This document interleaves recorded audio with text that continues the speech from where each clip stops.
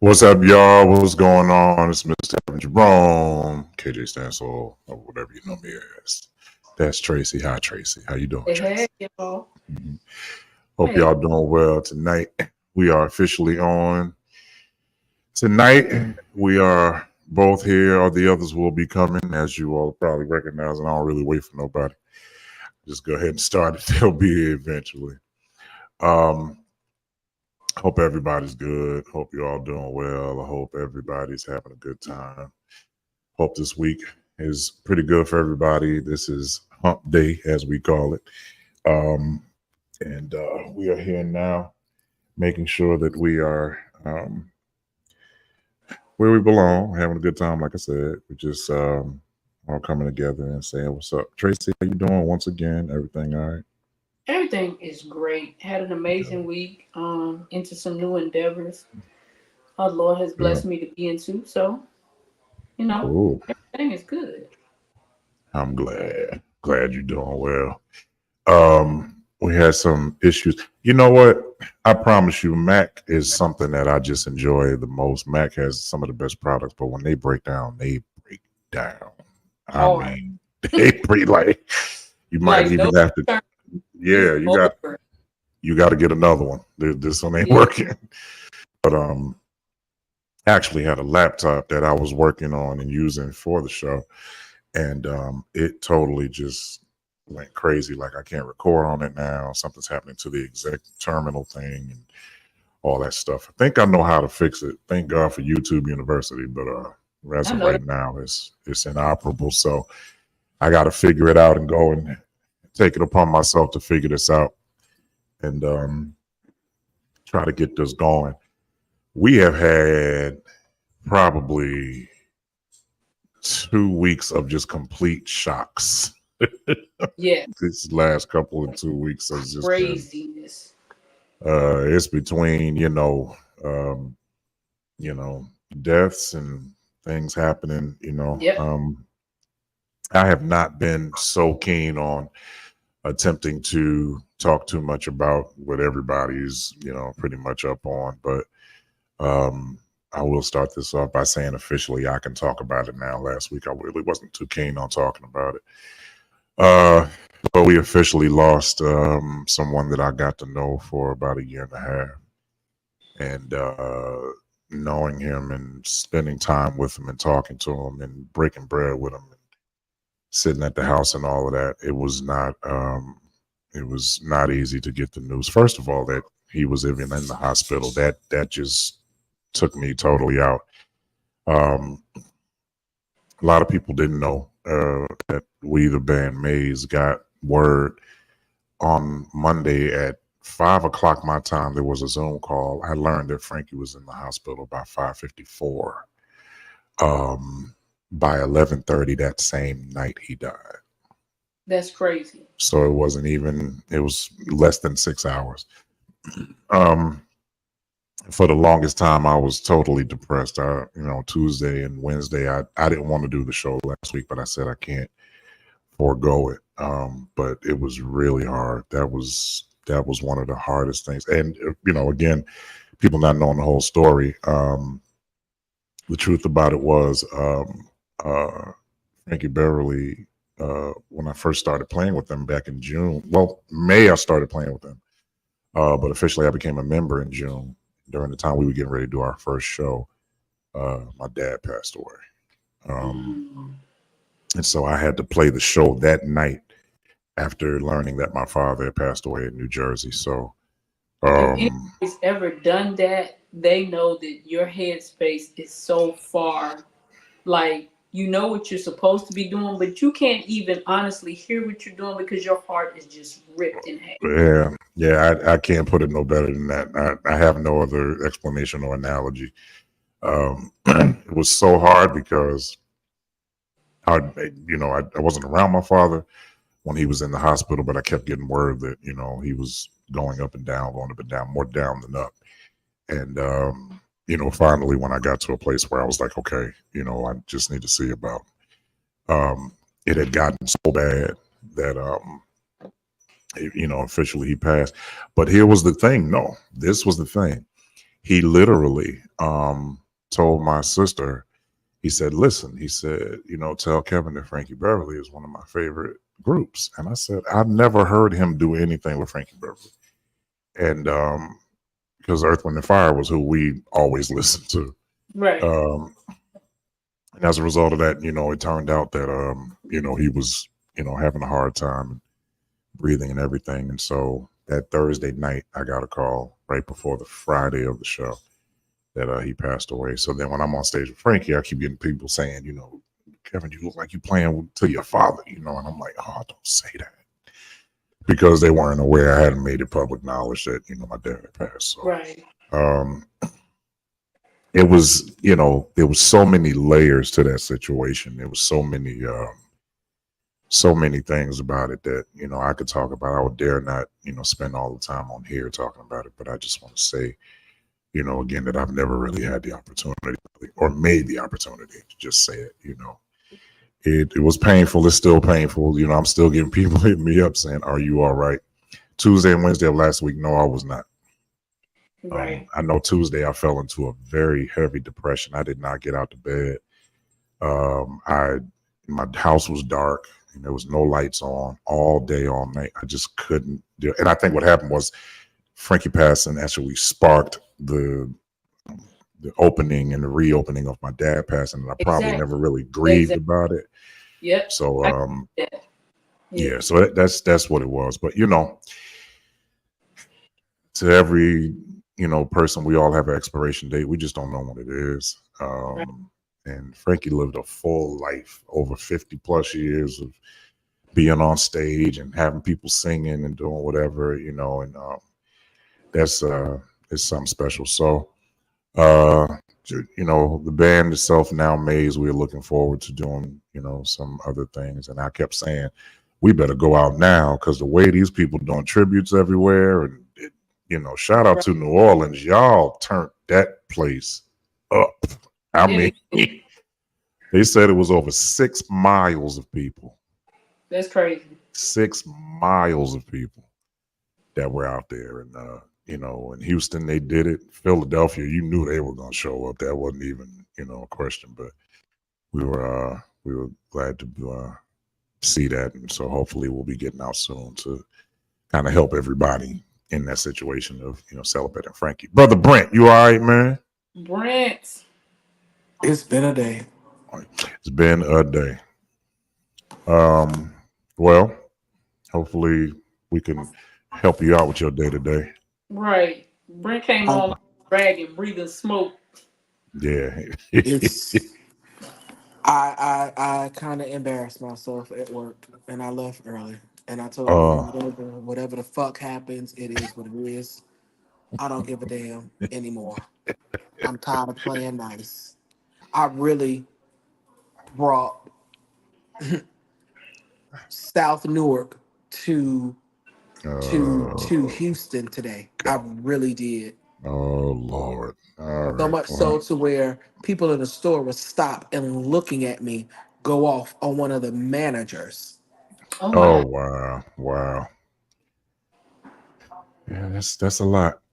Yeah. That's a lot. But I will tell you, I will not let now white old bitch feel like this is back in the day of our grandparents. Cause this ain't that and that ain't this. So it is what it is. It's a And show tonight, y'all. It's a at show this tonight. point, It like I is. told her, like I told the one manager, I said, if I gotta whoop everybody ass up in here, I could do it. And that's Kevin. not a threat.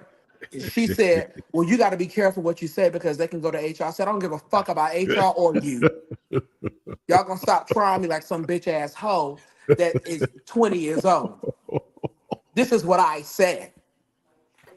All right. Then came to me about some fucking shopping bags because I wanted to replenish my stuff, and apparently I got it from the wrong section, and she wanted to come and tell me, "Are you dumb?" I was drinking. I She was almost drinking. choked.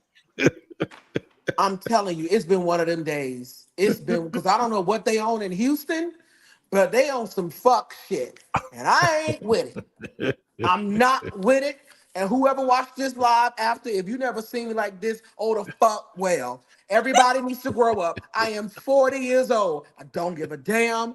I don't have time for it. It is what it is. It is time for Pharaoh to die. And I don't give a damn who got an issue with it. Unfollow me, call my mother. She already know what the fuck it is, and I don't care. And I'm still gotta praise. How about that? And I want to let every other white bitch that may watch this know your day is coming. I'm sick of you hoes. Y'all want to play Karen when it's necessary, but all day you poking and poking and poking at Rakeem. But then when the nigga start acting like Rakeem, now we the angry black person. And I got another title. I'm gonna be the angry gay black person. Yeah, no, I sick of all these hoes who feel privileged. Y'all can get shot in your ass like Donald Trump need to be. Sick of y'all. Most of y'all daddies is your cousin anyway. It's a good one tonight. You ain't lying. Let me It's a tell good y'all one what tonight. happened. I'm sorry. I done got this Oh, weed in me and this Yes, liquor. Let me tell please y'all tell what us. happened. Kevin, I don't mean to please take tell us over what your show. happened. Forgive me. I love you. You know you like I family. I love you from the bottom back of my up. heart, and that's some real shit. That's some real shit. You know what I'm saying? So let me tell you about what the fuck happened. I'm at work. I work for David Yerman. I am the brand ambassador for David Yerman in Neiman Marcus Galleria Mall. If you ever want to come and see me. Boom. So then I sell jewelry. So in the jewelry department, you have small bags. But in Neiman Marcus, because we are 100% commission, we could sell anything we want in the store. So my sales, my attitude, my persona, my je ne sais quoi depends on my paycheck. So I just got done selling about $3,000 worth of Christmas stuff. So I Wow. go to get a bigger shopping bag. I went to Saint Laurent to get a bigger shopping bag because their booth is right next to mine. I was going to replenish the bags. So I asked the coworker, where do I get the bags to replenish? You know, because I've been using their bags, for bigger items.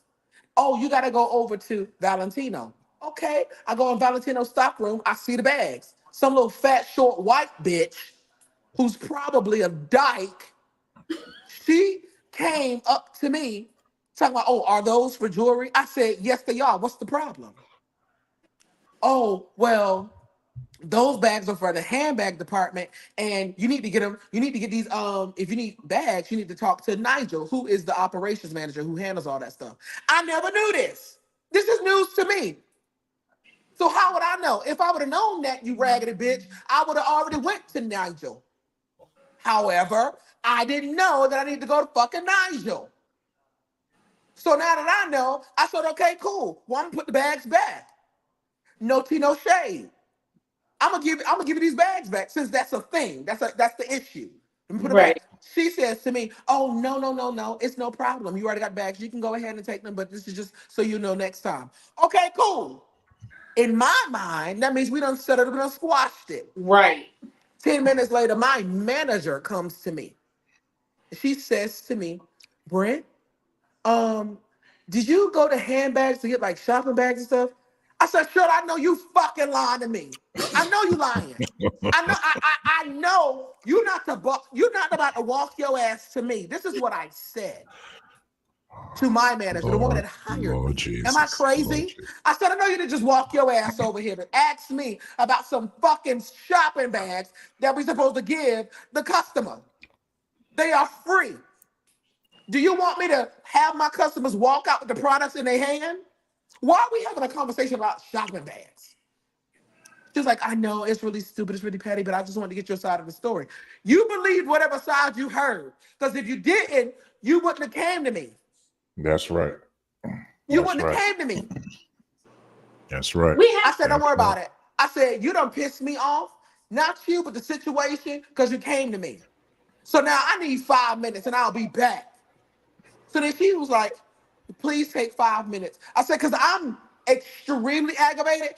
And if I don't want a 5 minute break, the next thing I'm going to be doing is leaving out of this motherfucker with handcuffs. Because I don't do this bitch shit. I don't know what the fuck y'all on here in Houston, but me and mine, we don't do that bitch shit. New Jersey in the I don't live house, in that. baby. I don't live in that world. So then she was like, yeah, please go take 5 minutes. I walked the mall and I got to thinking. I said, them motherfuckers would have just tried me.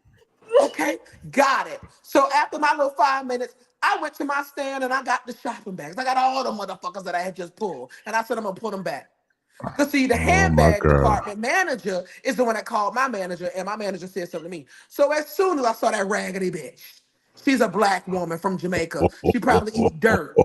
And so I saw her. I said, let me tell you Lord something. Jesus. I said, you need to get your workers. Because they on some fuck shit, and I don't do that bullshit. At this point, I'm loud. So she says to me, well, why are you yelling at me? I don't even know what's going on. I say, you're a fucking liar. You do know what the fuck is going on because your stupid ass is the one that called my manager, and my manager walked her dry ass over to me and addressed this shit about some shopping Lord bags. Jesus. Lord She says Jesus. to me, she says, well, maybe you need to bring your God. volume. I say, don't you tell me how to fucking talk. Oh Because every Lord. day you come up in this Lord. bitch, I hear you before I see you. So let's not get on this about volumes, sis. Oh So Lord then have she was mercy. like, well, just explain, because you can handle it. You got people saying, I don't give a fuck about none of these motherfuckers up in this building. Oh You think I care Lord. about that shit? Man, I missed this, I've been bro. here for God a month and a half, and you got a bitch that's been for 30 years Oh. envious of me. Oh Lord. So then what I did, she was like, well, I don't even know what happened. I said, you a fucking liar, Keisha. Oh, You he do know calling what names happened. now. There you You go. do know what happened. I said, so I explained the story to her. I said, now we having this conversation about shopping bags. I said, I have dealt with so much bullshit in this place. I said, it's your department that has issues. And your department is nothing but a reflection of its management. Wow. So you the issue. She was like, Wow. well, I don't know why you blaming me for anything. Of course, she's saying all of this in her Jamaican accent. And I'm sitting here looking at her eyebrows drawn on like this. So I'm Oh distracted and no. I'm going off. Now I'm No. really Oh no. aggravated. Because Oh Yo! why you no. at work looking dumb? So then she says to me, she says, well, you need to be careful. I said, issue was with your employer, your employee, the person that's on your team. She came to you. I said, and I thought we squashed it. I don't even know why you had to go to my manager. I said, and as a black woman, you should have came to me, a black man, and addressed it. You did not have to go to my white manager. Tell So her. I said, I come up in this motherfucker every day and I smile. I give good customer service. You know, I play the whole gay role because that's really why y'all hired me. So I play the role and I play my Oh. part very well. Very well. I said it's always an issue. Every day it's something else that I didn't know that was a rule. I said, so it seemed like everybody owns something. I said, but at the end of the day, don't nobody own shit in Neiman's. Well, We Jesus. all get commission. We all trying to get a piece of the same pie. So what is the issue?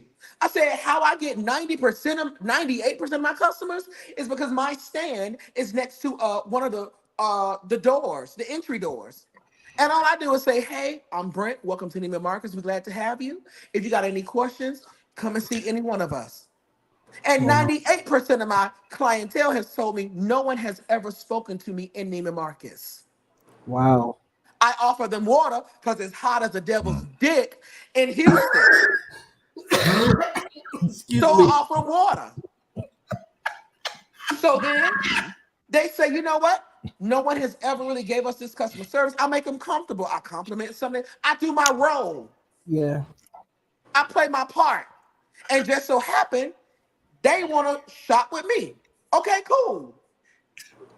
If you are loyal to somebody else, then let me know. I don't care about that. Because at the end of the day, I'm a team player. I'm the quintessential team player. So she says, you know what? You are absolutely right because I do see you all day greeting the customers and, being the ideal Neiman's associate. I said, so why the fuck we having this conversation, Keisha? If you see me more than you see your team. I'm out here busting my stupid ass every day.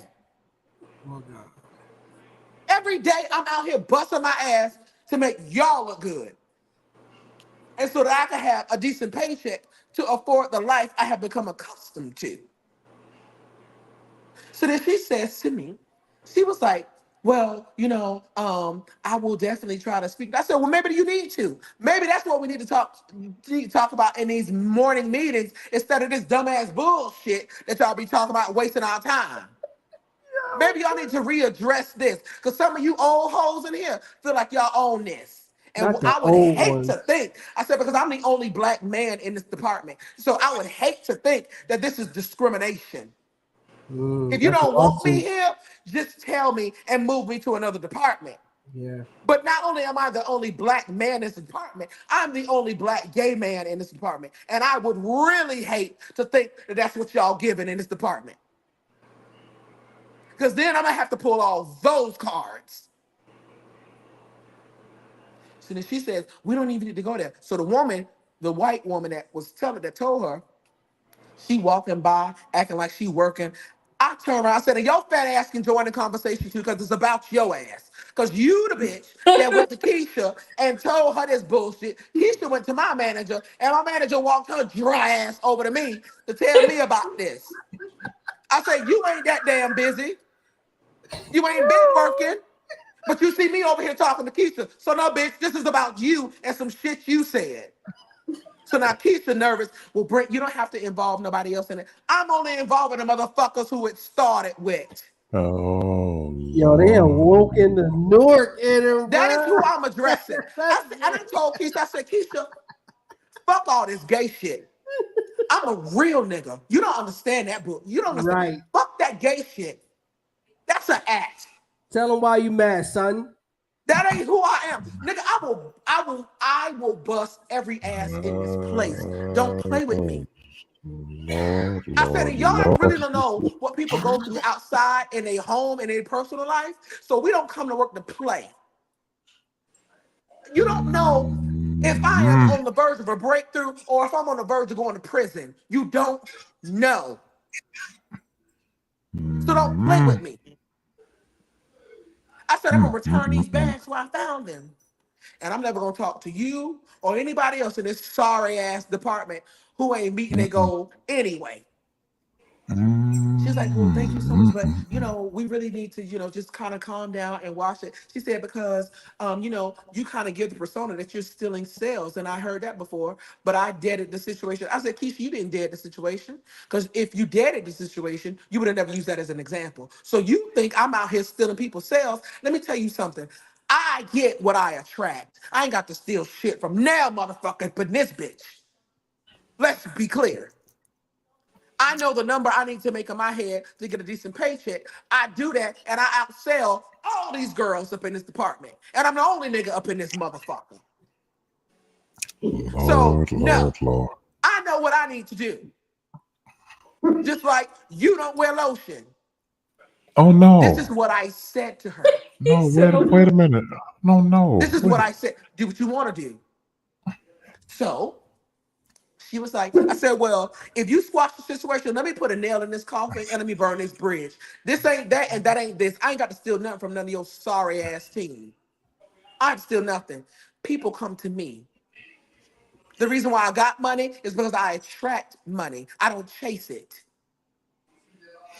So then she says, okay, well, you can go, you just need to calm down. I'm glad we had this conversation because we never talked before. I said, we ain't never talking. I hate that this was our first interaction, but I got to chew your ass like a piece of gum so you can go and chew the rest of your ass, of your team. Now y'all can fuck with everybody else in Neiman Marcus, but leave me alone. Please. So then she was like, okay, everybody on that side of the store, this is the embarrassing part, was at a standstill and was looking at me. How embarrassing. So then my teammates, they was like, Brent, we ain't never seen you like this. Like, what happened? I told them what happened. One of my Spanish coworkers said, this is some bullshit. I'm finna go to the whole management team right now. Because every day you come in here, somebody's picking on you and I don't like it. I said, thank you, sister. But what I'm gonna do is, I know it ain't time for me to clock out. But I'm gonna clock out now. Cause if I don't, I'm gonna be leaving here in handcuffs. So I gotta go. Came home, fixed me a drink, had me some weed. Here we are. Praise the Lord, everybody. Hallelujah.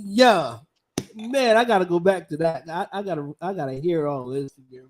Sorry for being late. All right. You heard the gist of it. Um, I'm sorry to take over your show, Kevin, but Yo, that's Kevin's that's like, what happened. Kevin Sorry, don't even know everybody. what to Pray say. for me. If you don't want to pray for me, fuck it. But it wow. is what it is.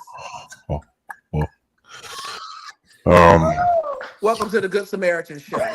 We glad to have you. If you need to pull up a drink, get a drink, shut the fuck up, watch and enjoy what we're saying. It's all for Yo, entertainment purposes. If you don't like cussing, go to hell. It is what it is, because you cuss when yo. your G spot get hit and when somebody make oh you no! squirt Oh and everything else, you no! say, oh shit. No! So if you got a problem with people Oh, cussing, go somewhere else. But we glad to have those of you that are here for the right purposes and understanding. This is just comedy. This is not our real life. These are just real stories in a funny way. Go ahead, Kevin. Yo, not only did he do the intro, but he gave us a commercial break. That's my boy, Rod. That's right. I would just like to say Welcome. that as the host of this show, I am totally speechless. And that concludes our episode for the night. I'm sorry, I, y'all. I think No, we we should thank you probably for just say goodnight. I don't know. I haven't been Uh, able to laugh all week, and I This need the that. problem. We got to be real. Got I to. love the Lord, but I will cuss your stupid ass out. I you will. know, let me say this real quick. That's good, bro. I have realized that um, a lot of people are very quick to judge you based on how you react to a thing. But a lot of times we do not talk about the very thing that made the person react. And That's what a Exactly. true. reaction is someone reacting to an action. Action. Mm-hmm. Something happened that this person is rattled or ruffled. Now again, how we respond is on us, but we cannot talk about how a person responds without talking about who initiated the issue. That's right. Talk Because about one it. way for people to not be accountable for what they do is to keep talking about how the person reacted. Yeah. But the person who initiated and started the issue is dismissed. Talk your Right. stuff, You black know, man. Talk. and the bottom line is that, and that's happened to me, happened to you guys, happened to a whole bunch of people who may watch this later. But the reality of it is that you cannot sit there and just deal with the person that is reacting. You have to go back and deal with the person who is Throwing initiating the rocks. problem, the issue. They're causing the problem. And Yep. that's what happens a lot of times. A lot of people get away with bloody murder because they're not dealt with. Now, of course, we don't dismiss how people feel in a situation. How you feel literally is always right because it's how you feel about a thing. So it's always right. But in essence, I just don't understand why, and even in your case, Brent, they're looking at you. You said people were looking on the other side of it. And of course, they always going to look at the loud one. They're always going to do that.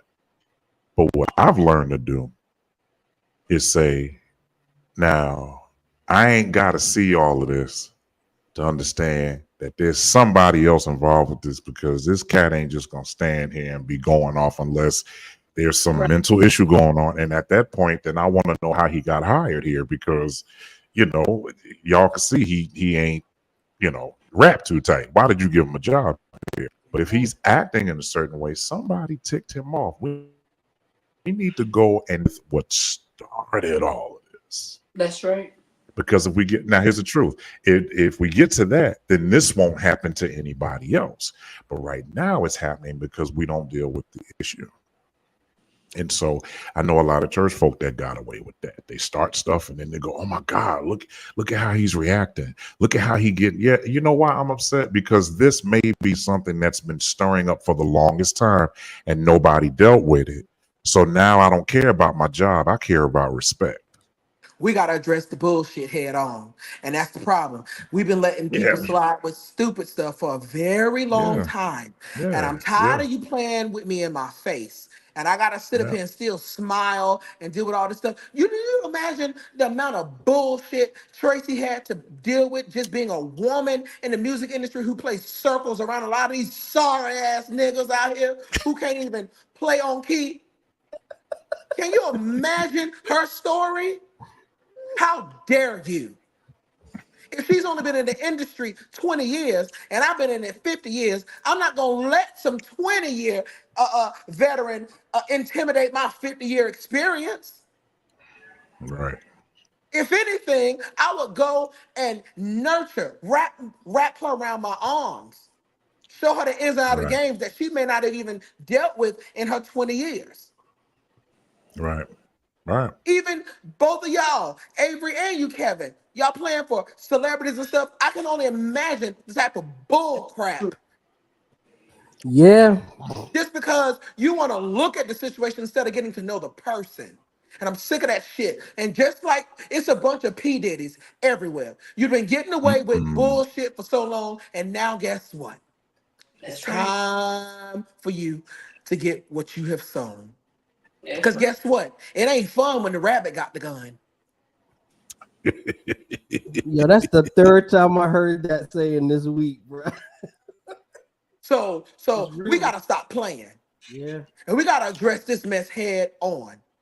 Tracy, the next time some little dick, overly masculine man come up to you and try to make you feel inferior, honey, you let him know, listen, what is the problem? What is the issue?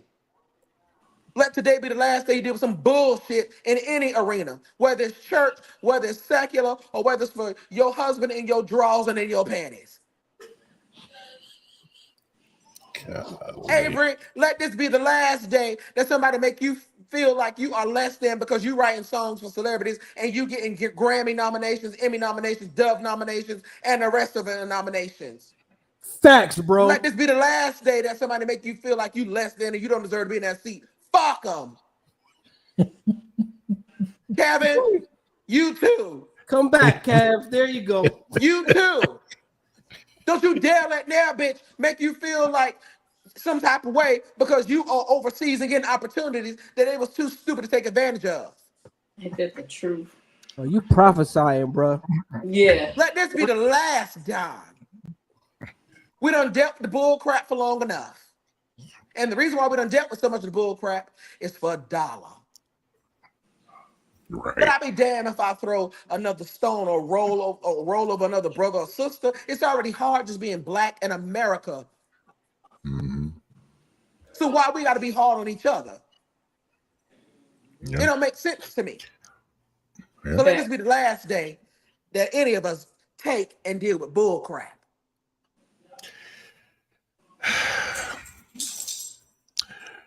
Well, I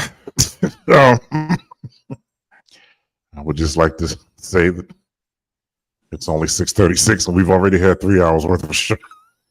Yes, Yeah, I we have. love it. It was great. I think we're pretty much done. You know, here's my take on everything that Brent said. The truth is, I'm glad you said that. This wasn't a topic for tonight, but since we're here, I mean, I don't see a reason to go anywhere else. But that's really true. A lot of people have taken so much just for the sake of saying I'm taking care of business. There's been a lot of verbal abuse. There's been a lot of manipulation. There's been a lot of that, and I think one of the biggest things now is, and it was so eloquently put, pretty much at this point, and I hope everybody can see this, and I hope you're all paying attention to that. But let's be real. Um, Passion over principle is a bad thing. And what you have to understand is that passion is one thing, but principle is another. And if you don't have any principles, then your passion is null and void because you just don't care how you treat people. You don't care how you look at people. And I think a lot of times people are frustrated because they don't just see that you're disrespecting them, but they feel it. Feeling disrespect is something totally different from just seeing it. Yes. As a result of that, we tend to find ourselves, in a lot of, situations where we're having a hard time with dealing with certain things and, dealing with people. First of all, personality clashes are always going to happen if there's more than one person in the room. It's going to be a personality issue. We do understand that. But when you are playing games with people, and you're putting yourself in a position where you are making it look like you just don't care about that person's well-being, how they take care of themselves, how they, help their families out, how they pay their light bills and cell phone bills. And ain't nothing cheap. The electricity ain't cheap no more. That's right. Cell phones used to be $50. They are 250 now, Mhm. and people get tired of you playing with them. People get tired, back in the South, they say, a dog is only going to stay down for so long. When he's tired, he's going to come back bite. Right. And I think a lot of times it gets to a point where people have to understand that I'm here because, I just can't take it anymore. So I just want to say to Brent that we appreciate your candid and candor. We're grateful to have you here. I think a lot of people are encouraged. Haven't seen this many comments in a while in the beginning of the show. So I thank know you. I'm encouraged if there's nobody else. Right. Yeah. I think I'm good now. I think we all having a good time. And I think we're gonna be all right. So Pastor, you yeah, just missed it. yeah. Justin, I feel the anointing. I saw the kind of glory flowing over Brent. In that Midwest area. You saw yeah, he something. was he was flowing and he was flowing and he was going. Mm. he was. Definitely. I think sometimes we just need to go ahead. A lot of times I just let Brent go because there's a lot he has to say, and most times I'm gonna have to say probably 99% of the time speaking truth. So I when the truth is being spoken, you can't deny it. So Haven't uh, heard him lie yet. No, yeah, lying ain't something he do. He might yeah, he might refrain from saying something, but lying ain't right, I yeah, can't that's do it because I know part of my calling is to be truth on the earth and to cry loud and spare not. That's good. I well, know you that. got that down pat. I know that. I've never been scared. My father told me as a little boy, you ain't got to be scared of that nigga on this earth. Mm. The only person you fear is God. only one. Mm, that's the only one. So, Yeah, we It's got funny. it. I got it. It's I'm, it's I'm funny. there. Well, I just came out of my Bible class, and we couldn't let it go, and we was talking about being a church without a spot or a wrinkle. Mm. And it's just that we got so many spotty and wrinkly people, and then we talked physically about, and spiritually. yeah, and then, Right. and then we started talking about a blemish. Now this was the thing about the blemish, right? Because I was being honest. When I was in high school, I had bad skin, acne, real bad, and I'm light skinned, rough combination, right? But I had, even from a child, really bad skin that I would scar. So if I got a scrape, if I got a cut, anything, I would scar. The thing about a blemish is I'll get a pimple, I'll squeeze it, pop it, and I'd have a mark. I know it was Right. there. People would know it was there.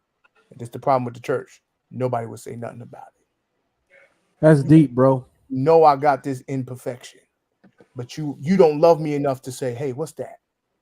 Right. Get rid of that. Hmm. Hey, take care of that. Won't nobody say Hmm. nothing. And Brent, you right. Our assignment is to be like, hey, you got something right here. It don't look good. Fix it. They don't do that no more. So I'm gonna go back and I'm gonna watch. Because it might be an infection.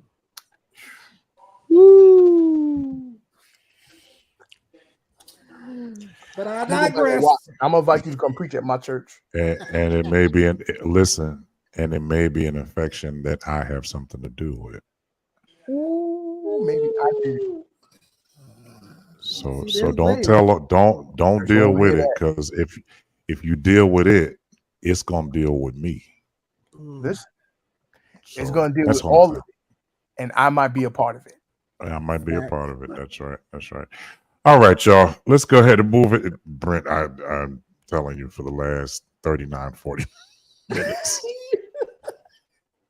I really hope that it was understood what you're saying, and I hope people would take that and be totally encouraged by it, because although there was a lot of emotion in it, let's remove that. Can't deny the truth. And a lot of times people they try to gaslight the truth by looking at the emotion behind it. Right. The truth is, no, we're not going to do that. We're not going to do that. You know why people tell you to calm down? Because they really, really, really don't want to know the true feelings of how you feel, because it's going to expose them too. Mhm. Calm down. Don't say nothing. Calm down. No, you just need to calm. No, no, no, no, no, no, no, no. See, let's not deal with calming down. Let's understand what got me to this point. Let's deal with that. That's all I'm saying. Because if we deal with what got me to this point, then somebody else doesn't have to go through this. Right. You know, and like he said, you don't know where people are. I know people in church that do that. They be coming up, what's wrong with you? Why are you looking like you need to smile? You don't know what news I got. You don't know if I had an accident on the way here. Like, you really don't know. I hate So that. instead of you being sensitive and saying, hey, how you doing? You look like something wrong. Is everything okay? Why you need to blah, blah, blah, just talking out the side of your face. That's why I got tired. I'm just like, you know what? The best way to deal with that is just not to go. Well, that's because the church these days lack they lack caring, Sensitivity. They passionate. bring all the personality issues. They bring all of their nasty stuff, and then they don't get healed from it. They don't talk about it. A lot of y'all don't need a pulpit. You need a couch. That's Yeah. right. And they lack I'm being discernment real too. with you. You know why? Wow. You don't rub off on me. Come on, bro. You know why I don't have discernment? Because I'm so busy filling my time up with what I want to see. I'm not paying attention to what I need to see. What you need. Yep. That's true. That's good. That's where that is. I can't. And guess what? My spirit of discernment is so jacked up because of the fact that I'm so busy trying to make sure everybody's cool with me that I don't realize I'm powerful enough to do this on my own. I don't need you. That's the real side. The problem is not that you're here. The problem is I let you be here. Right. That's the problem. It's not going to happen if you're not here. It's not happening because you're here. Right. So you need to go. My discernment is not, and it's not your fault. I'm just telling you that my location has to change. Mentally, spiritually, emotionally. It got to change. Because what I'm not sensitive to is nothing worse than sitting here and not being sensitive to somebody who's in pain. That is one of the worst feelings known to man. It really When you are is. not sensitive to somebody. I know me, I used to have excruciating toothaches. I could not stand toothaches. I hated the dentist, but I couldn't stand to get a toothache.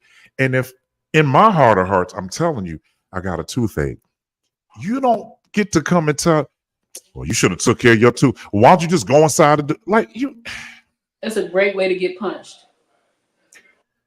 Because at the end of the day, you know what I want? I want the pain to stop. Right. And That's all I want. by doing that. Absolutely. I just want the pain to stop. And guess what? If knocking you out is going to make me forget about that pain in my head, you in trouble. Right. But people always want. Go ahead. When I was younger, when I was a little girl, I'm short. I'm extremely short, and I'm an only child.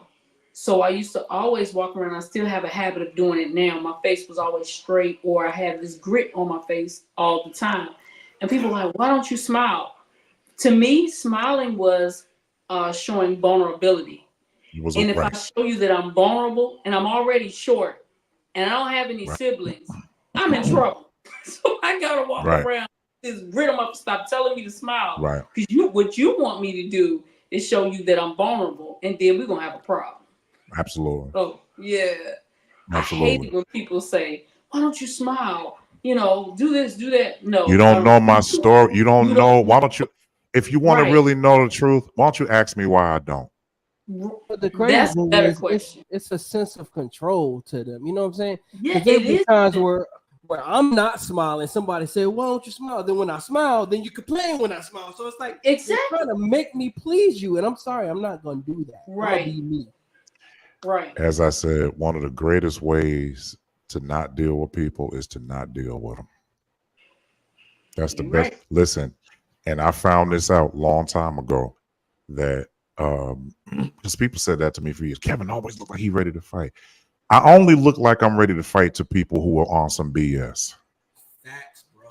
To everybody else that's loving and whatever, they don't see me as that. They go, "Hey, Kev, what's up, Kev? How you doing, Kev? Kev, how your mom?" They don't pay attention to that because they know the boundaries. Right. I'm gonna speak and say, "Hey," because what I do see is that if I see this man and I start with him, I already know it's not gonna be a good day. You know what I'm saying? And I'm not. Listen. Now, again, coming from where we come from, I was living in Tennessee, and people be like, "Why you look so evil? Why you look so?" And one man got tired of everybody asking the question. He said, "Y'all keep asking why he looks so evil, but you know what's crazy? At least you know, don't mess with him. At least you know that." So to ask why he looked like that is one thing, but your mindset is. But at the end of the day, I know not to piss him off Right. because it looked like I won't have long to do that. He already there. It's just, you one word away from the right hook. You one word away from me picking you up. I've been watching wrestling all my life. I'll do some stuff to you that you never knew happened before. I know that's right, bro. I'll do some stuff. I will do some stuff to you that you would never ever think that's possible of doing. I think we're having some connect. Can everybody still see me? Yes. Yeah. Okay, I'm having some connection. Yeah, you get issues there. frustrated hearing that crap, bro. And I know when people like, "Well, why don't you smile?" I'll be like, "Why you all up in my face? Like, stop looking at me. If you don't want, if you don't like how I look, then don't look at me." Shoot. But they can't, because in essence, well, let me shut up. All right, let's go ahead and move on. You're everywhere. They have to look at you. Yeah, when you, I ain't never been You on work social and they not. media this much ever. I ain't never been on social media this much. I promise you, I have not. I ain't been on there like this in the last 7 days. I have not ever been on social media like this. I'm getting the calls that I got, the emails and the text messages, and but there's somebody hating, and I know they are. There's somebody hating. You hate me in my loss. You hate me. You know I had one of the biggest losses ever in my career, and you still hating. You hate my loss. Like, yeah, he think you all that because dude, I don't even have time to pay attention to what you're talking about. I just lost somebody that I had a high regard for. Hey, Kev. The thing is, people say that until it happens to them. It's different when it's you. What were you saying, Justin? Kev, let me ask you this. Not in a comparison, but are you feeling this heavier than when Bishop Walter Hawkins passed? I said this earlier.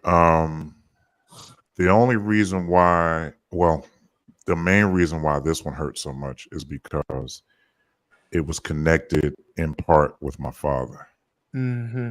So, when I first started playing with Frankie, my dad died. I told them earlier, I don't know if I actually grieved it all away, but I knew that I felt such a heavy, heavy burden on me because Frankie passed, and he was almost like, my dad died that Thursday night. So that Friday night we were at Chastain Park in Atlanta. And when I was playing and me and Frankie sitting there looking at each other and we laughing or whatever, and people are sending messages up saying, "Man, you look like you playing to your father. You look like that's your daddy up there." I didn't know Frankie had a son that played bass or that. When all that started happening, I saw the comments and I went into a complete hole for 1 second because I was like, you just don't know. As Brent was saying so eloquently, you just don't know what people are going through. You don't know. So to answer your question, I think the reason why I took Walters the way I took it was because he wasn't like a father to me. He was just a great leader to me. And I never called him Pop. I never did none of that. I always called him Bishop. That's what I said. I never called him anything else. And he was so like he was spiritually he was my pastor, but I think Frankie's is a little different because it was in connection with my dad. When Bishop Hawkins died, my father was alive and well and acting crazy. But when I got with Frankie, and then on top of that, to know that Frankie Beverly was one of my father's favorite artists, it's like I can't even call him and say, "Dad, Uncle Frank passed away." So it's one of the things where that's a different type of grief, ain't it, bro? Yeah. Like, it really is, because now what I'm feeling is I don't have either one of them now. Yeah. You know what I'm saying? It's like I can't look to Frankie and say, man, my dad loved you. I can't look to my dad and say Frankie passed away. It's kind of that thing. So last Tuesday and Wednesday, when we did the show last Wednesday, I mustered up every bit of strength I had but Tuesday was like the worst. So Justin, yeah, it's a different situation. Like I said, I think Bishop Hawkins was a spiritual leader to me, that I grew to love. You know what I'm saying? Frankie was different because it was like in connection with my dad. So this was a lot different. But you know what it is, Kev, and when you understand as a musician that, I don't want to say the coattail, the honor to be a part of somebody's musical legacy and sound. Yeah. As musicians, that's what our job is. That's right. And to know that you were a part of their sound. Yeah. You know what I mean? That's in your career is monumental, but then off the instruments, through music, you build a bond and you build a love for these people that, they're like your family to a degree. So it hits heavy, and I don't think people really understand. They don't. Melvin Crispell, Tanisha Crispell, Demetrius Griffin. These are people I worked with. Yeah. Right. You know what I mean? This is people that I played Demetrius's session. Yeah. Right. You know what I mean? So it's just like, man, you trusted me to be a part of your sound, and so I understand, and man, I just, I ain't gonna front. I was name dropping. I was like, yeah, I know Frankie Beverly, bass player, man. But it's a different type of hurt, man. And I've dealt with that even recently. Like, there was a lot of people that I grew up with my dad, and I actually knew them. You know what I'm saying? So once my father passed away, he died in 91. So anybody that was attached to that moment of my dad, it hurts me. So they be like, well, why didn't you? I mean, why are you taking it so hard? You haven't talked to this person in years and blah, blah, blah. That's different because this was somebody that I grew up with along with my father. And that was the only thing that I had attached to my dad. So when that dies, a piece of my father goes with it. People don't understand that. And even when it came to playing for my father's choir, that was my goal. Like, that was like one of my biggest things when I was growing up. So when I got older and I actually got the chance to play for my father's choir at their reunion, I was in my moment. I was tearing up because that was something that I wanted to do because it was attached to my dad. So I could really relate to what Kev is saying in regards to Frankie Beverly, man. It's a different type of grief. Yeah, I think for a lot of people, they do not realize that these people are real. They are real people attached to other real people. And what they see on, because most of them are just seeing it on a screen, they're just seeing it on a phone. So to them, it's just entertainment. Right. And they Mhm. have no respect or regard for this is real life to somebody. This is real Right. hurt to somebody. Right. So Right. you have to be mindful and know that this is real to somebody. This hurt somebody. Yep. Somebody's really going through. Somebody's really sitting back and they're crying. Somebody's really depressed. Somebody really can't eat or think straight because they're Mhm. really going through. And that's Yep. what people have to be mindful of. This is not entertainment. This is not a joke. These real people were connected to real people. Real people. Mhm. So when people say pray, for so and so, they really mean pray for so and so because somebody's really going through. Yeah. Mhm.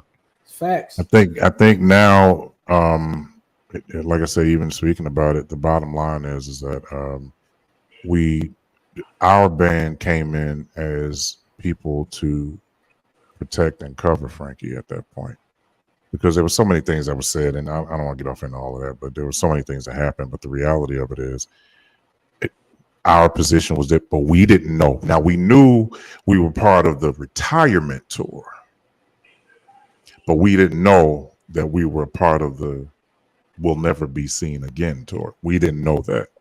We didn't know that this was the last time that Frankie Beverly will ever be seen by anyone ever again. We had no clue of that.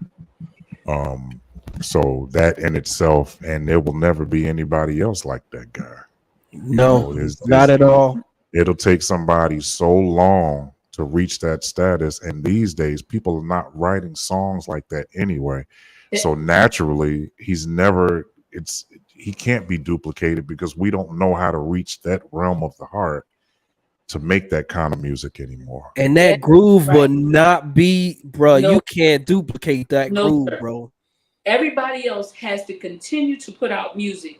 They have to continue to write. They have to continue to make records. Frankie didn't have to do all of that. No, He made no. however many he made, and that was that. And he was able to live off of a legacy for how many years off of that? Mhm. People can't do that now. It's Sure No, just can. as he's been officially, Earth, Wind, and Fire has been on record and performing for 61 years. Wow. That long? Um, Frankie Beverly has been doing it for 52. And Sheesh. here's the reality. The reality is that, and it is possible, people can do it, but you would have to go to that genre. You'd have to go to that part in life. You got to reach deep down in your soul. yeah. And So this is why I said, you have, and ain't nobody did Soul it before. music. yeah, but it's to me, in order to reach that realm of music and that passion and that particular realm, you have to go back and study so much of what they did before. Yeah. And that's not going to happen overnight. Like I can sit here right now with this same computer and I could do something that would remind you of Earth, Wind, and Fire. I know I can. You know why? Because they're in my blood. Yep. Like, now to ask me to do something like the Commodores or the OJs, I can't help you. I don't know. I have to listen to their music and I might have an idea. It Anything with won't Earth, be Wind, the and Fire, same. I will never, you can never, like the groove and everything. And it's so funny that when it comes from the realm of Earth, Wind, and Fire and the Hawkins, right? You have to understand that they all came from that same era. So if you really pay attention to Walter's music, like his up tempo or his kind of tempo stuff, you will hear Earth, Wind, and Fire nuances in there. And a lot of people didn't study that. Right. But I studied it to a point where literally, if they told me I had to go and play Earth, Wind, and Fire on drums right now, they would never lose at all. Because I watched Sonny Emery for so long. I watched Ralph Johnson for so long. I watched John Parrish for so long. I watched Gordon Campbell for so long. I kept watching everybody. Every time there was a promotion or an addition to the band, I always stayed on top of it. And don't So I forget don't. OG Maurice. Maurice was OG drummer, bro. Maurice who? White. Oh yeah, well him and Ralph and Philip Bailey too. All of Yeah. them were. Mm-hmm. but at that point, it just let me know, like, to write like Frankie Beverly, you gotta literally you gotta reach somewhere that you didn't even know existed. So it's uncharted territory for you. That's the truth. Because you don't know when, everybody thought Happy Feelings was my favorite song to play on the album. Absolutely not. No, it was not. No. That golden I song loved it tape. because it brought us close together on stage. I love that. I had no problem with it. Okay. But my favorite song to play on that stage when we did that stuff is a song called Can't Get Over You. That I was my heard that favorite too. song. Jordan. That was my good. favorite song. Yeah. That was my favorite song to play. Nobody knew that, but I was so much into that realm, and I was there.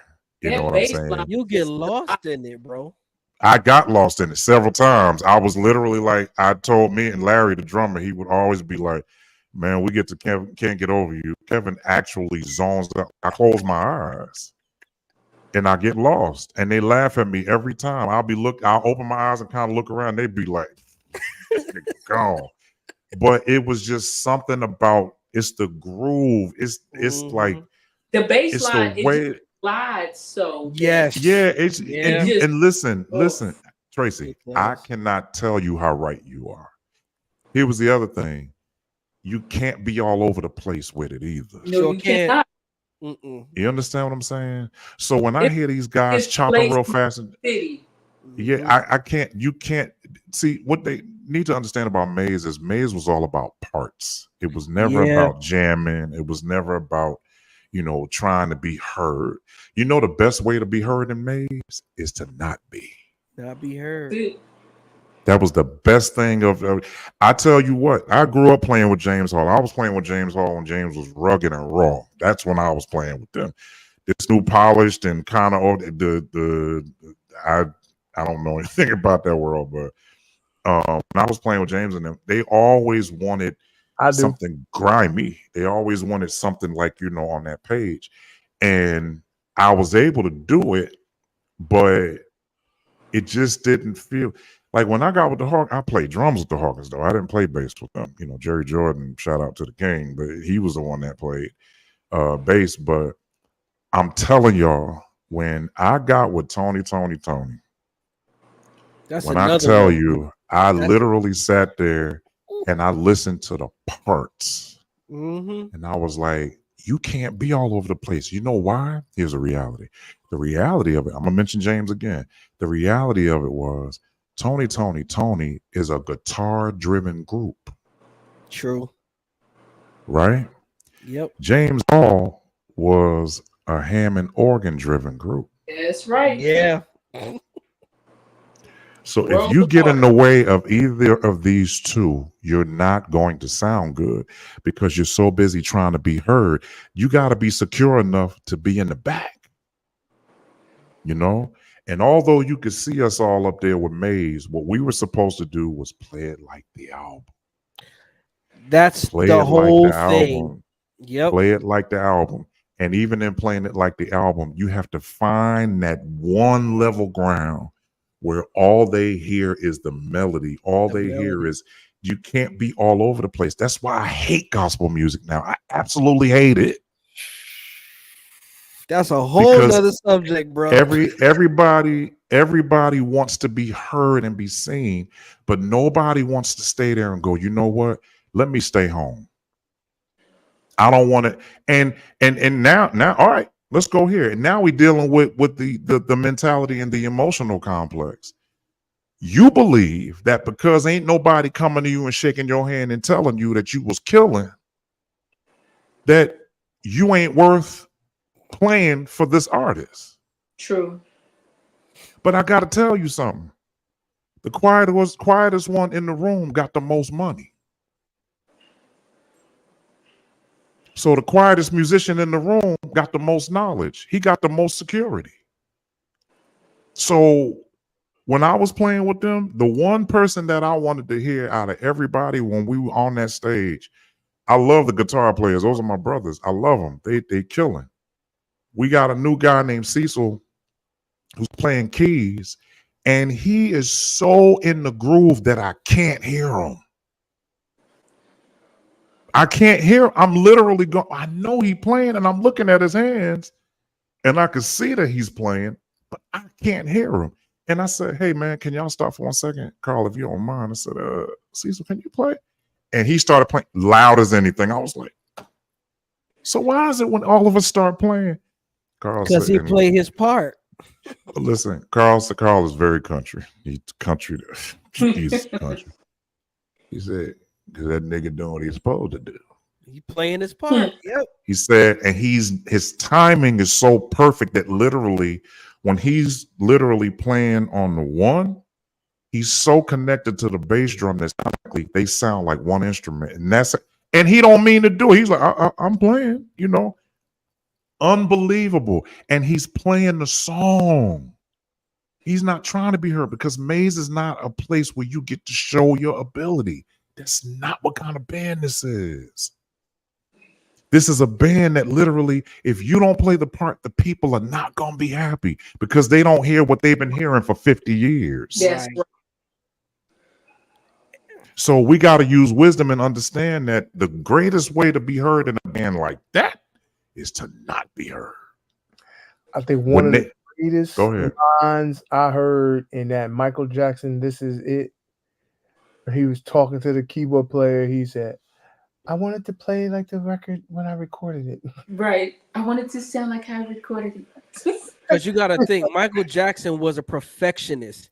So the same way that he did it on that album, although he didn't play it like on the album, but the way that he had it in his mind, how he wanted it to sound, he wanted to sound it at this moment too. So it's like you gotta play like the album, bro. I cringed watching that part because the keyboard. I don't know why he was doing that. I don't know how he messed that up, bro. Yeah, I don't know. I think that was. I want to say that was scripted because there's no way in heaven, hell, or your house that you can tell me that man mess could not that get up. that part. Yeah, I don't get it. The final rehearsal of the tour. Like, how is that even possible? I don't. You know what? Even if you didn't know the song, you know that ain't right. Right. Even if you didn't know it, if you say I never heard the song a day in my life, you will not hear dun dun dun dun dun. Well, why are you playing that like that? Bro, you can hear that even with all the music playing at the same time. It's something that you can't miss. No, I think that was scripted. I think they were just basically saying that. I think they had to fill up the slots in the movie or the film. They had too much left over. Michael was giving out life lessons at that moment. There's no way you could tell me that man was sitting there looking at Michael Jackson playing that song. Yeah, you can't be that stupid to mess that up. You didn't get hired to mess that up like that. I'm sorry. I couldn't believe it. You feel wrong. Lord have mercy. He said, no. That's not it. No, what I loved about Mike when he was on there, when he sat up there and said, you got to let it simmer. Mm-hmm. Yes. You got to let it simmer. It's not simmering. You got to let it simmer.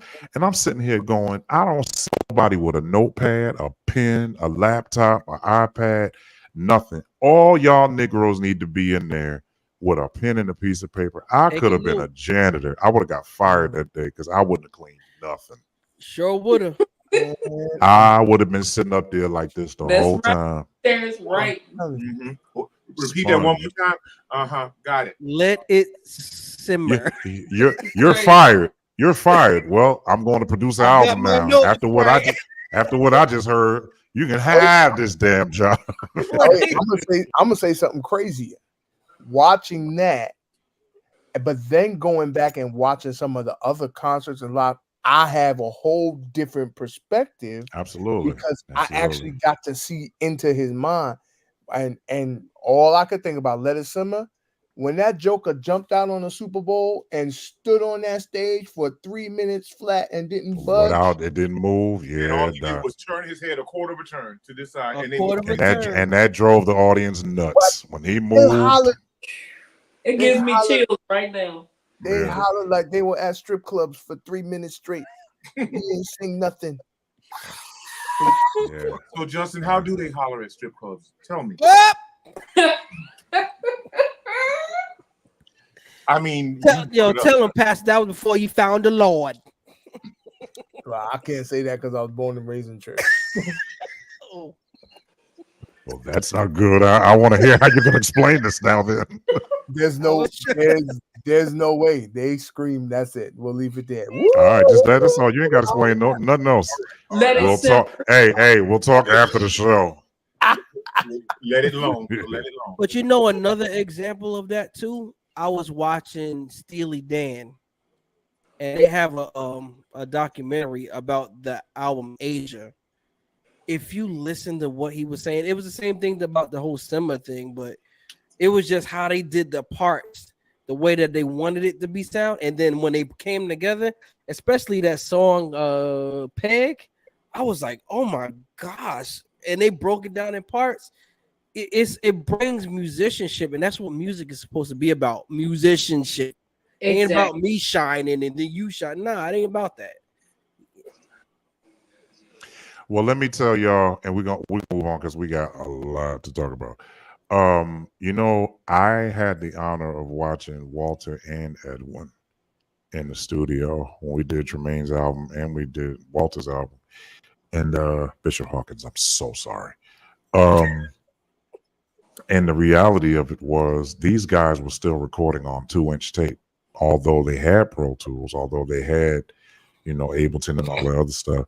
They still had 2-inch tape on the left-hand side of that studio, bro.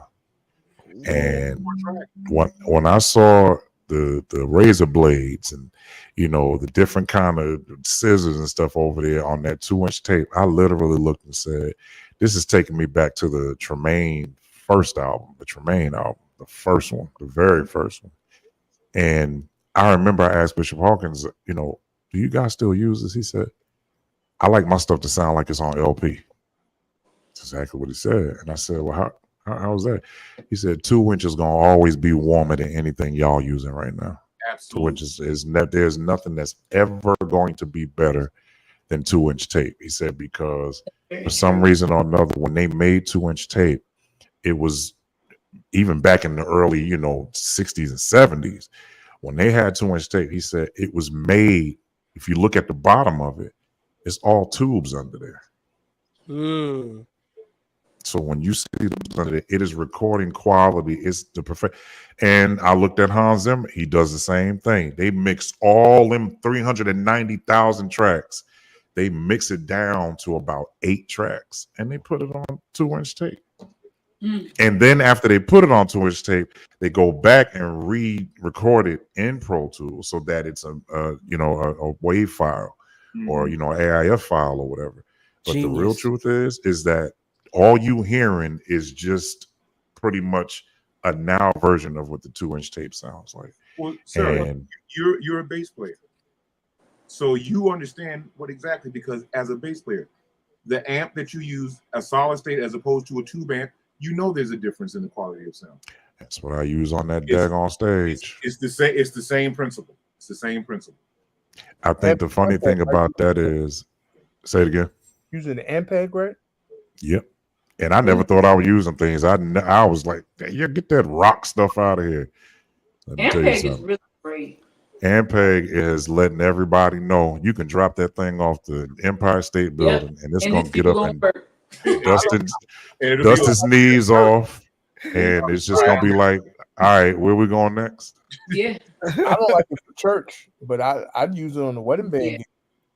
Oh, yeah, no, it's to me, I'm looking at things from a whole nother scope. There's a guy named John Nelson who was one of the baddest keyboard players known to man. And we were doing a session one day, and John Nelson said, "Kevin, you know what? As a bass player, you don't look at the world as the same as other bass players." And I said, "Why?" He said, "Don't you 2.5 step lower?" I said, "Yeah." He said, "You don't see the world the same way as everybody else." And I said, I never thought of that. Where a person that plays an E, that has the natural keys, for me to play an E, I actually have to close a note. Yeah. So if I have to close a note to fit where you are, then what I did was I had to move differently to fit where you are. Right. Shoot, that's a Whereas if I life want to, lesson, bro. Good if I God. want to turn around and live a certain way like it's comfortable for me, I have to let that note go. And that Yo, was I just never thought of that. Wow. And so, that's a revelation within itself, bro. It really yeah, is. yeah. It's like, okay, so next time I hear somebody play an E, I'm in, oh, now let me go a step deeper. Rick Carter and Trey Gilbert and all of them in Atlanta, they tune they joints down to A. I don't know what the hell they looking at. What is Yeah. it? Whole step I have down? no clue. Yeah, they. Yeah, I mean, Trey they does. Yeah, Yeah. Trey does. they be way down. I thought about trying it, but Yeah, I did think about trying it, and I was like, I can't do it. I no, can't Terrence. do the half step down. I can't because I don't hear like that. I don't Right, hear like that. I hear right, it like right, piano. That's how I hear. right. That's So a discipline. That's one of the disciplines that I do. A lot of people think it's whatever, but there's a reason why I will always prefer an acoustic piano over a digital keyboard, and I will always prefer the Hammond over anything else because it does not give you the convenience of transposing. you're right. Right, right. Now, yes, there are moments in playing that I really wish I had that convenience, but again, like you said, it forces me to really think about what I have to play.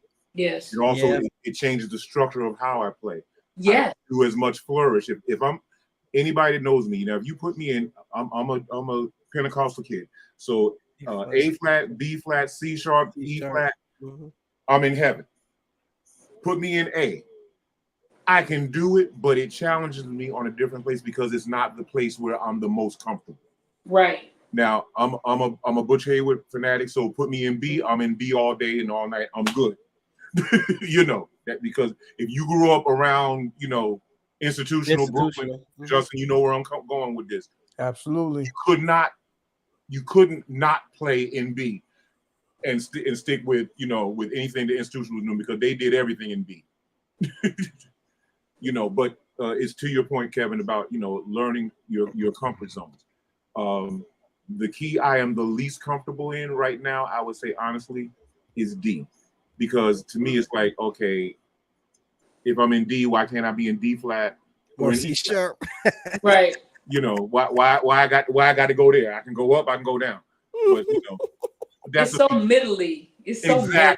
Yeah. exactly. It's very, I'm in a situation now where I am playing keys for a Caucasian church, and everything is in white keys. Sure it is. Everything is natural. And there's your answer. And that's all I'll say about that. It is what Definitely no. Tuning your bass to another key is not equivalent to transposing on the keyboard. no, at it's all. not. No, it's not. Not, No, it's not. not by any means. No. But not in at all. terms of what you were saying about how you had to adjust your fingering because of a different key, that's what I meant, because the fingering is different if I have to play it in a different key. Well, the reality of it is that, and you know, I'm gonna go ahead and say it. The reality of it is that a lot of people are so busy trying to be popular that they're not purpose filled. So when you are practicing, you are striving for purpose. When you're just out to be seen, you're striving for attention. That's so true. So as a result of that, I would much rather be fluent in my instrument and be in places that people can't go than to be stagnant in my instrument and look at the same folk every week. All right, we're gonna move on now. Woo wee. Just go Bruh. ahead and leave Did that he there. just did he just smack? He just him? dropped Hey, that real heavy, man. he- Yeah, wah, I wah, just, wah. yeah, I just, you know, because I've dealt with it for the last, don't say no time, Kevin, but I deal with it. And what kills me is people actually know that you know what's necessary to make this work, but they would rather make you look like you're not cognitive enough to fix the problem. So they would much rather fail knowing that you're following them than to win and say, Kev, how can we do this? What do we need to do? Right. You know what I'm saying? And so I don't want to keep dealing with those kind of people, because at the end of the day, what I'm learning is that there are a lot of people who, everybody on here, a lot of people can be intimidated by your gift, but they want it around to make it look like they're helping you out. Mm-hmm. Mm, Mm-hmm. When in actuality, it is. you're helping them. Your presence irritates their demons, so they have to pull the title where I'm the leader. Mm, You know, but I found this out. The leader ain't always in the front. mm-mm. Singing in the So- background. And if I could also piggyback on what Or Tiffany was asking, musically and in music theory speaking, we all transpose because 145 in C and then 145 in F. That's the ability to transpose based upon scribing. But the transposing we don't respect is the people who shift their keyboard And Correct. playing the same note. instead of just saying 145 in A flat and 145 in D. Mhm. Those- I'm gonna say shout out again. Shout out to all you musical directors who keep calling out 4, but you really playing 2. Thanks. ooh, well, Appreciate it. Have a good day.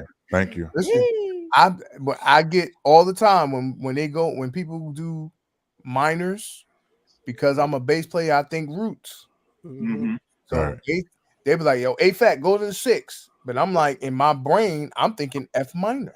But see that it took me a couple of years to actually learn that because I wasn't brought up that way. When you deal with Elder Kitchens and you deal with Craig, I learned notes. So when you want me to go to F sharp, hit F sharp. I'm not going nowhere else. All this 1, 2, 3, 4. I wasn't brought up on They that. sound like FAA coordinates. Like you sound like you get ready to take off in a 747. I hate it. I can't stand it. I can't stand it. But you I know why they can't do it stand is what I found is it's easier to communicate the numbers versus the letters because in church They be transposing. They can't say Yeah. it. It's not Well, just They be that transposing. exactly. that you can't and always depending on how the D, band is set up, you may not always be able to, yeah, some of them look the that's same. that's in that's terms what of I I'm the gonna be letters. real. I can't use that as an excuse because Bible Way Patterson we were was sitting right on pretty top of each decent other. big. literally. Yeah, but then you go to Bible Way Brooklyn, they And pretty big. You they're- know what I'm saying? you know. And we knew the notes to play.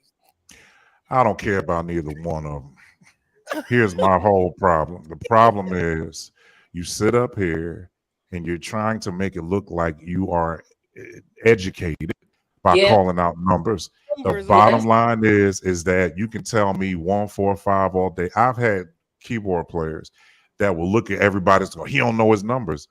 Hey, wait a minute. Yes, I do. Let me calm down. Let me calm down.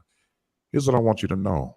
Don't And calm I down. say this, I say I say this with the greatest of force.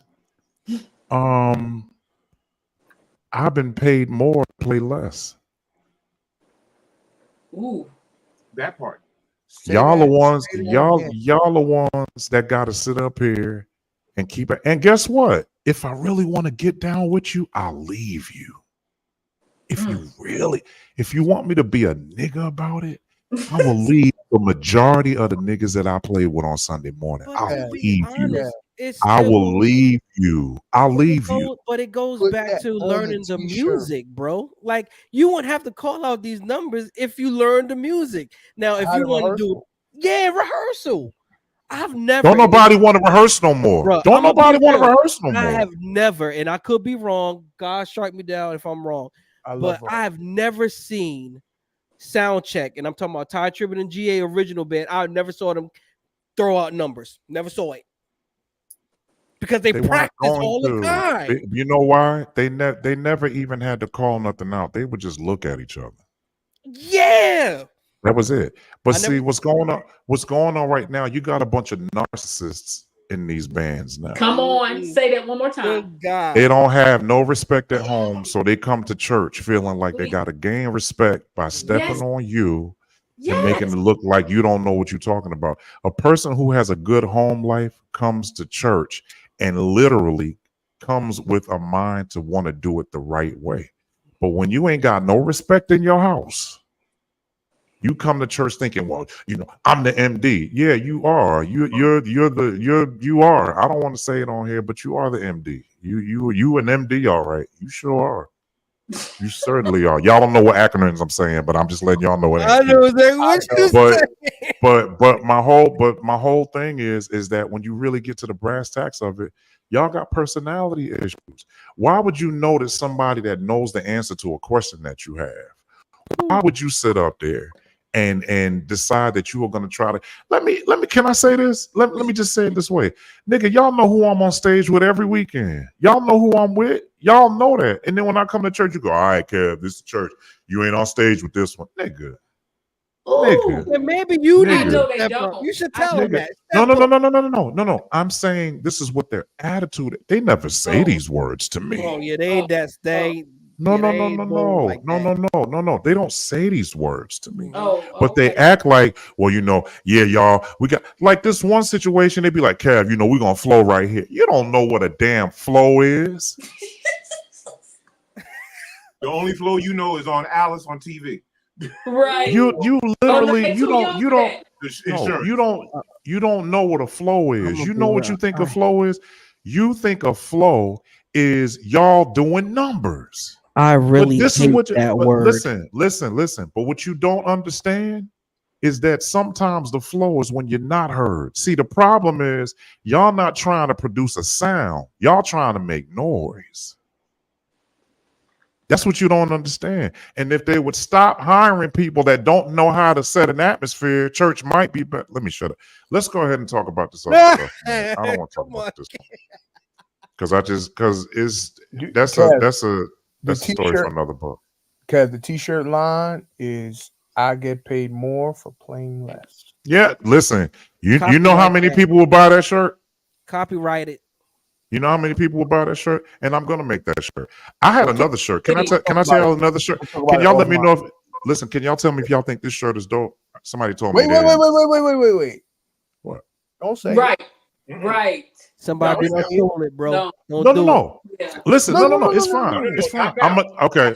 No, Not listen. All right, listen, y'all. I'm gonna say it tonight after we done. I'm gonna say it tonight.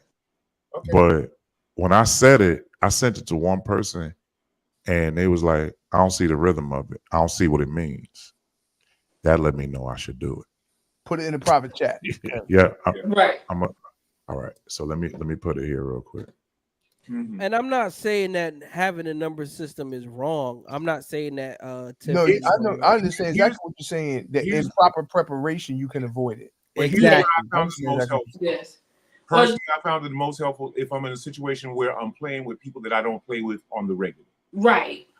Or That's for where it me, becomes the most. Yeah. You know, if I'm sitting in with like a church service or something, and I know, I know a song one way. Mm-hmm.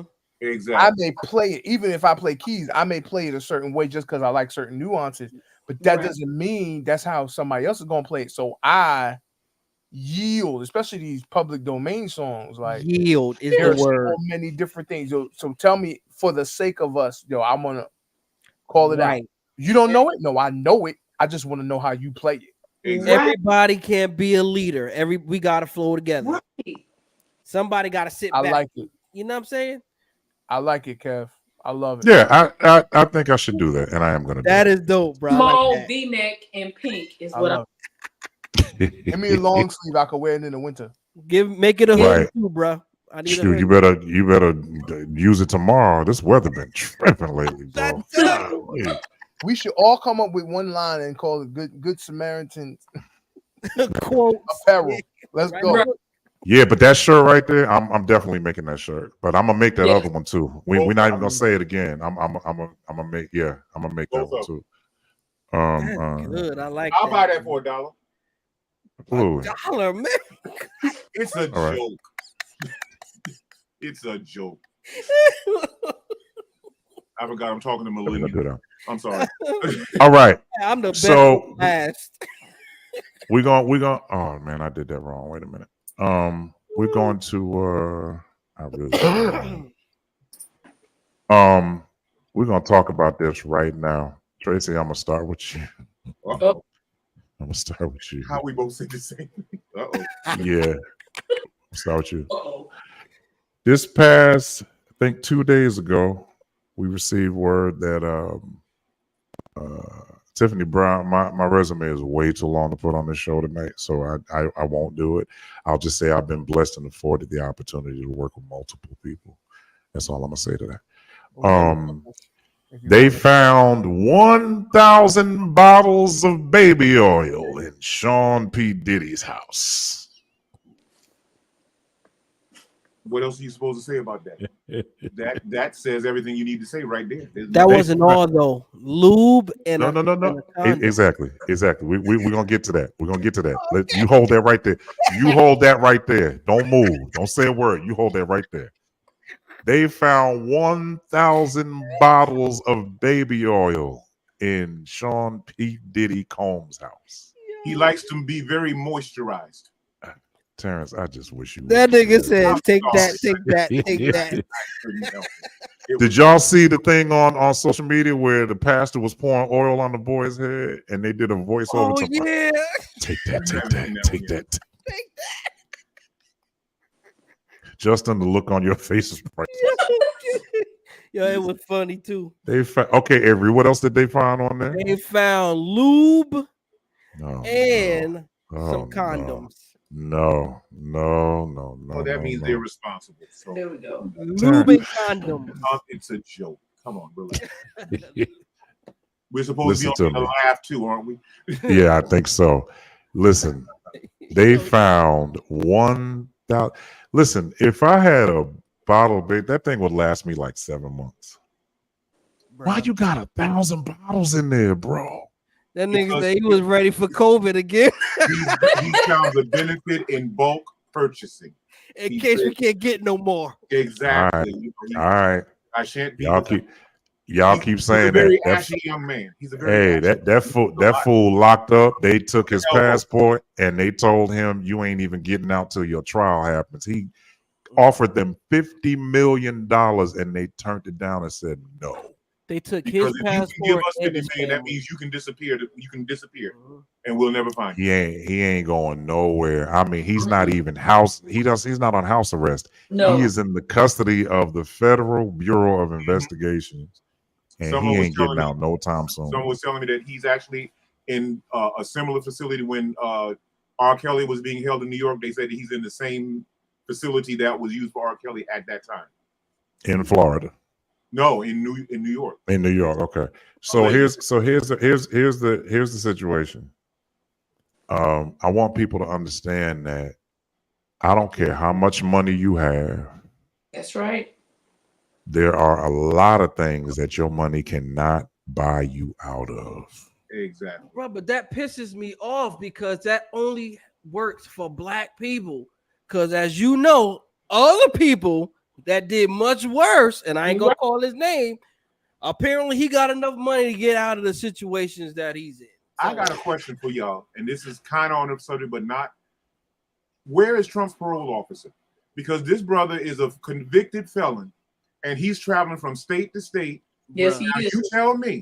Maybe I got the wrong impression, but I thought that when you were convicted, that you were under parole, and that you're not allowed to leave the state without permission.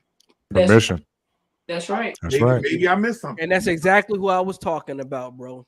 So Good. it's Well, we knew that. We all knew that. We knew exactly what you was talking about. free. So I'm like, but to your point, but when it happens to a person of color, I mean, why not? Why not?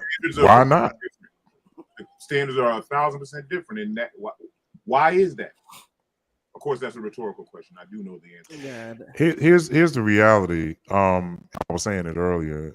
I don't care how much money you have. I don't care how long you had it. One situation that woke me up about money was when Walter Payton was looking for a kidney. And he had the Heisman, he had money, he had endorsements, he had all this stuff. And that man died because nobody came forth with a kidney for him. That's right. All the money he had, he never got a kidney. Nobody even came, close to helping him. But when Diddy got arrested and he's trying to buy his way out of everything, here's what I know about it. The bottom line is that you have to understand, Avery, you said that it only happens to certain people. Well, where we need to be smart is we got to stop doing stuff and then thinking we get out or we should get out because we got money. No, if you got a tint on your skin, you are doomed. Facts, bro. That's right. Yeah. You're doomed. Yeah. It's not even about your money no more. It's about your color. That's right. Look at what Because happened let me say this. by NBC. You see how they Harvey Weinstein. Mhm. Harvey Weinstein, when he went to jail, when he got arrested, I believe in my heart that there were people who were angry at him and stuff was going on. And, he was getting all kind of, accusations and, all that stuff happening. We still don't really know what happened. No, we Sure don't. We don't know what happened. We still are not aware. How did that man die? Mm-mm. Wait a minute. I got a better question. Is he really dead? Is he? He's not dead. He's hiding, bro. There's a guy on Instagram called the Angry Man Channel, right? And this dude said, you know what I want to say? He said in the show Power, right? When Kanan died, they showed a body. When the son died, they showed a body. No go. When they showed some of these other people, they showed bodies of the people that was dead. They said the one body that they never showed in Power was Ghost. Ghost. When he died, they never showed his body, which lets you know that there's something about this that ain't right. We saw he got shot. We saw he was passed out, but you never showed his foot tagged. You never showed he was in a morgue. You never even showed they came and picked the body up. So when we look at who's the boy's name that did the Oklahoma City bombing? Timothy McVeigh, is that his name? That's right. That's the one. They never showed that they electrocuted or sent this boy to lethal injection. They didn't show that. They just said we dealt with him. Even the guy that shot Trump in his ear, and he's showing to be dead. But let me tell you, he rolled off the roof. He landed on the mattress. He took the gun, ran to that truck, that flatbed, went into a undisclosed location, got his check, his Zelle or Cash App, however they did it. That man went down Highway 59. He is luxurious. And through them backwoods by them horses and cows, and he disappeared. He's probably in a bunker. You know what in Puerto Rico or the Bahamas or something. He's someplace. He got a bunker. You know that much. Yeah. That's what he's yeah. And I just believe. You ever noticed that conveniently with him, they claimed that this was a loner, so he didn't have any friends. So there's really nobody really to speak of to really vouch for his character. There's nobody really to speak of that can vouch for what he even looks like. Here's a picture of this guy. How do we know that's him? And then they said somebody's father got shot off the whatever. You ain't hear about his funeral either. The man that was standing behind Trump. You don't hear that's one they said that. Yeah. What did I tell y'all about them crises actors? Every time I see them replay the video of him being shot, it just looks more and more fake to me. He's sitting there and such and such and such and such, and then all of a sudden you hear the shot, and then he's like, "Oh yeah, I'm supposed to touch my ear." It's like the way I'm like, seriously? They went to Tyler Perry and got that fake blood. So did. No, they got that from Party City, bro. They just got the cornstarch, the cornstarch and the red food coloring. Food coloring, right? Yeah, they janky, dude. Red food dye. That's what they did. They are janky. They janky. They real janky. But Kev, you're right. It's amazing how, and like I said, the other reference to Bill Cosby. Now, Bill was fine. They were fine with Bill until he said, "I'm going to come and buy NBC." That killed him. That killed him. You know what? That's too much. What was the line from that's too much power for one man to have. Yep. Yeah. But let me ask a question. Where are all those ladies at now? I'll wait. You don't hear not one thing. Nobody. I'll wait. You don't have to wait. Because as long as they kept him from purchasing Channel 4, as long as they kept him from doing it, them ladies was talking about, well, I sent my daughter upstairs. She was 18, and he went up and I think he drugged her or whatever. First of all, you need to be right next door to the parents who are sending their kids to go deal with R. Kelly. You need to be sitting right there, and all y'all need to be looking at each other like you stupid. Because why would you send your daughter? Why would you send your daughter? Why would you send your daughter to go all the way upstairs with a black man? That's She easy. whiter than driven snow. They got paid and they turned their head. Can I, touching on the same element, remember amongst the different accusations that was made against Michael Jackson allegedly with the kids and all that stuff like that?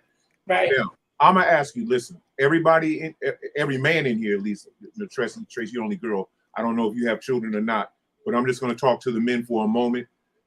You are, everybody, all of us are parents. And I believe, I know Avery's as a parent of a daughter. Kevin, you're a parent of a daughter. I'm a parent of a daughter. I don't know if Justin has daughters or sons, but you do have a daughter. So I'm going to ask a question of the boy and a girl here.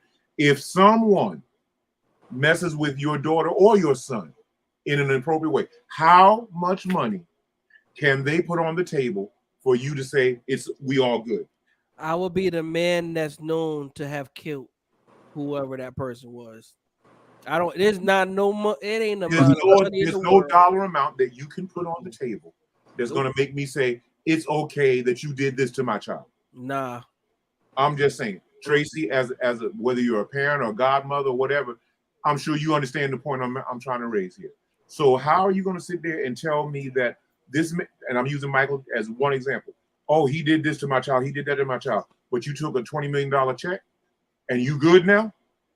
No. I'm sorry, I don't buy that. No. And to your point, Kevin, with all these other women and with all these other accusations, all of a sudden now that they got a check, now, okay, my conscience is free now. Okay. All right. If I find out that you even looked at my daughter, Let him know, bro. Let him know. You never even got a chance to do it. Mm-mm. You never got close enough to her to do it. If I even see you looking at my daughter, if I thought you were like you are going to do something to her, or even in your mind, I'm just going to say this. I told y'all before, and I'll say it again, and I've practiced it. I know way too many moves to snap your neck. Bruh. I know too many of them. I didn't watch. They pick at me about wrestling, but the truth is the whole time I've been watching it, I've been looking at how to break a nigga's spine in two. My Uncle Benjamin taught me how to kill a dog. I'm not worried about what a nigga got to say. You're not Haitian, are you? No, I'm not Haitian. The crazy thing is, nowadays, eating the dog, get away with it. The cat. I might be Asian as much Chinese food as I done ate, because you know, I'm pretty sure hey man, we gotta move, but I promise y'all, I literally feel like now my eyes are starting to look a little chink because I ate all that pork fried rice and chicken. Bro, I'm with you. Really pork fried rice, dollar extra pork, no vegetables, and chicken wings. And chicken wings and a Mountain Dew soda. Yep. Mm-hmm. And if he ran out, you just went to the corner store and got the Mountain Dew. Tracy, let me tell you something. Mike Tyson and Holyfield were fighting that one night when he bit off Holyfield's ear. And my stepmother and her family lived across a street called Madison Ave and Broadway. That's the corner. It's a main street in Patterson. And McDonald's is right here. There was a place called Ming's Kitchen right across the street. It still I started eating at this restaurant. Let me go back. Justin, my first experience with Chinese food was on Remsen Avenue in Brooklyn. Come down. Right no. Remsen over there where James Hall used to live. And there was King's Highway is up the street. Once you take Remsen, you go straight up the street. I started eating Chinese food there when we moved back to New Jersey from Brooklyn. I did not know that there was a place on Broadway called Ming's Kitchen. Now, mind you, this from where he was living, this is like on the opposite side of town. Right. So I was living on East 36 with my grandmother at the time. Okay, yeah. All right. Yeah, we had lived over just for a minute. But then, Tracy, I went to a spot in Patterson called the North Side, which is a place you don't want to go in Patterson. But I lived over there right by North 3rd. I was on Garfield Ave. North 3rd was the worst street in Patterson. And You had 10th Ave and 12th Ave. But anyway, my point is that I started eating at this Chinese restaurant in 1987. And they close at 2 a.m. I ate there so much Mm-hmm. that my name was on their menu. I'm not lying. I'm not lying to you. No, I'm not lying to you. Justin, I'm gonna just interject before you say another word. It was so bad. I watched him. He would pick up my phone, dial the number. He would say, "Hi, this is Kevin," and hang the phone up and go get his food. That's how it was. Literally, I'm not joking. I'm not embellishing. It was called This the is Kevin Pressure. And go and walk to the store or get somebody, whoever. Oh, they would take me around the corner. Justin, I'm not lying. Tracy, I'm not lying to you. It was so bad that I left my stepmother's house, ran across Madison, got on Broadway, went to Ming's Kitchen, and I said, "Y'all gotta hurry up. The fight is on." And they said, "What, it's on now?" I said, "Yeah." They said, "How many boxes?" I said, "1." They gave me 4 extra boxes of food. And they gave me like 4 cans of soda. And the guy said, here, no sauce, here, no sauce. You don't like sauce here? I never paid for that food. I never paid. It was so bad that I would call them. They would already be closed. I would call and say, "I'm on my way." They would open back up if I came down the street. We would be coming off the road, like coming from Brooklyn or whatever with his mom or something like that. Yeah. And we'd be looking at that. I think certain days it was midnight, but other days it was later, whatever the case was. Yep. Yep. And we'd be looking and they'd be like, "It's 10 minutes to 12 and they closing at 12 o'clock. And they would call. They were like, "Yo, we're on our way. We're 10 minutes away." Like, "Who is this?" "This Kevin." "Oh, okay, no problem." No problem. They named Kevin, am I embellishing or No. He's not giving it enough life. I promise you, it was that bad. So yeah, I had fun with that. Let me ask y'all a question. Somebody sent me something. I put the post up on TikTok today, and the post went up to a point where, basically, I felt like they were celebrating Frankie Beverly, in a way that everybody does. First of all, I said this earlier, New Orleans probably did more than anybody. The only thing about New Orleans that had everybody kind of confused was they had a casket. What? And Frankie's picture was in the casket. It was a glass casket. A glass clear one. Glass casket. And they had a probably a full-length 5-foot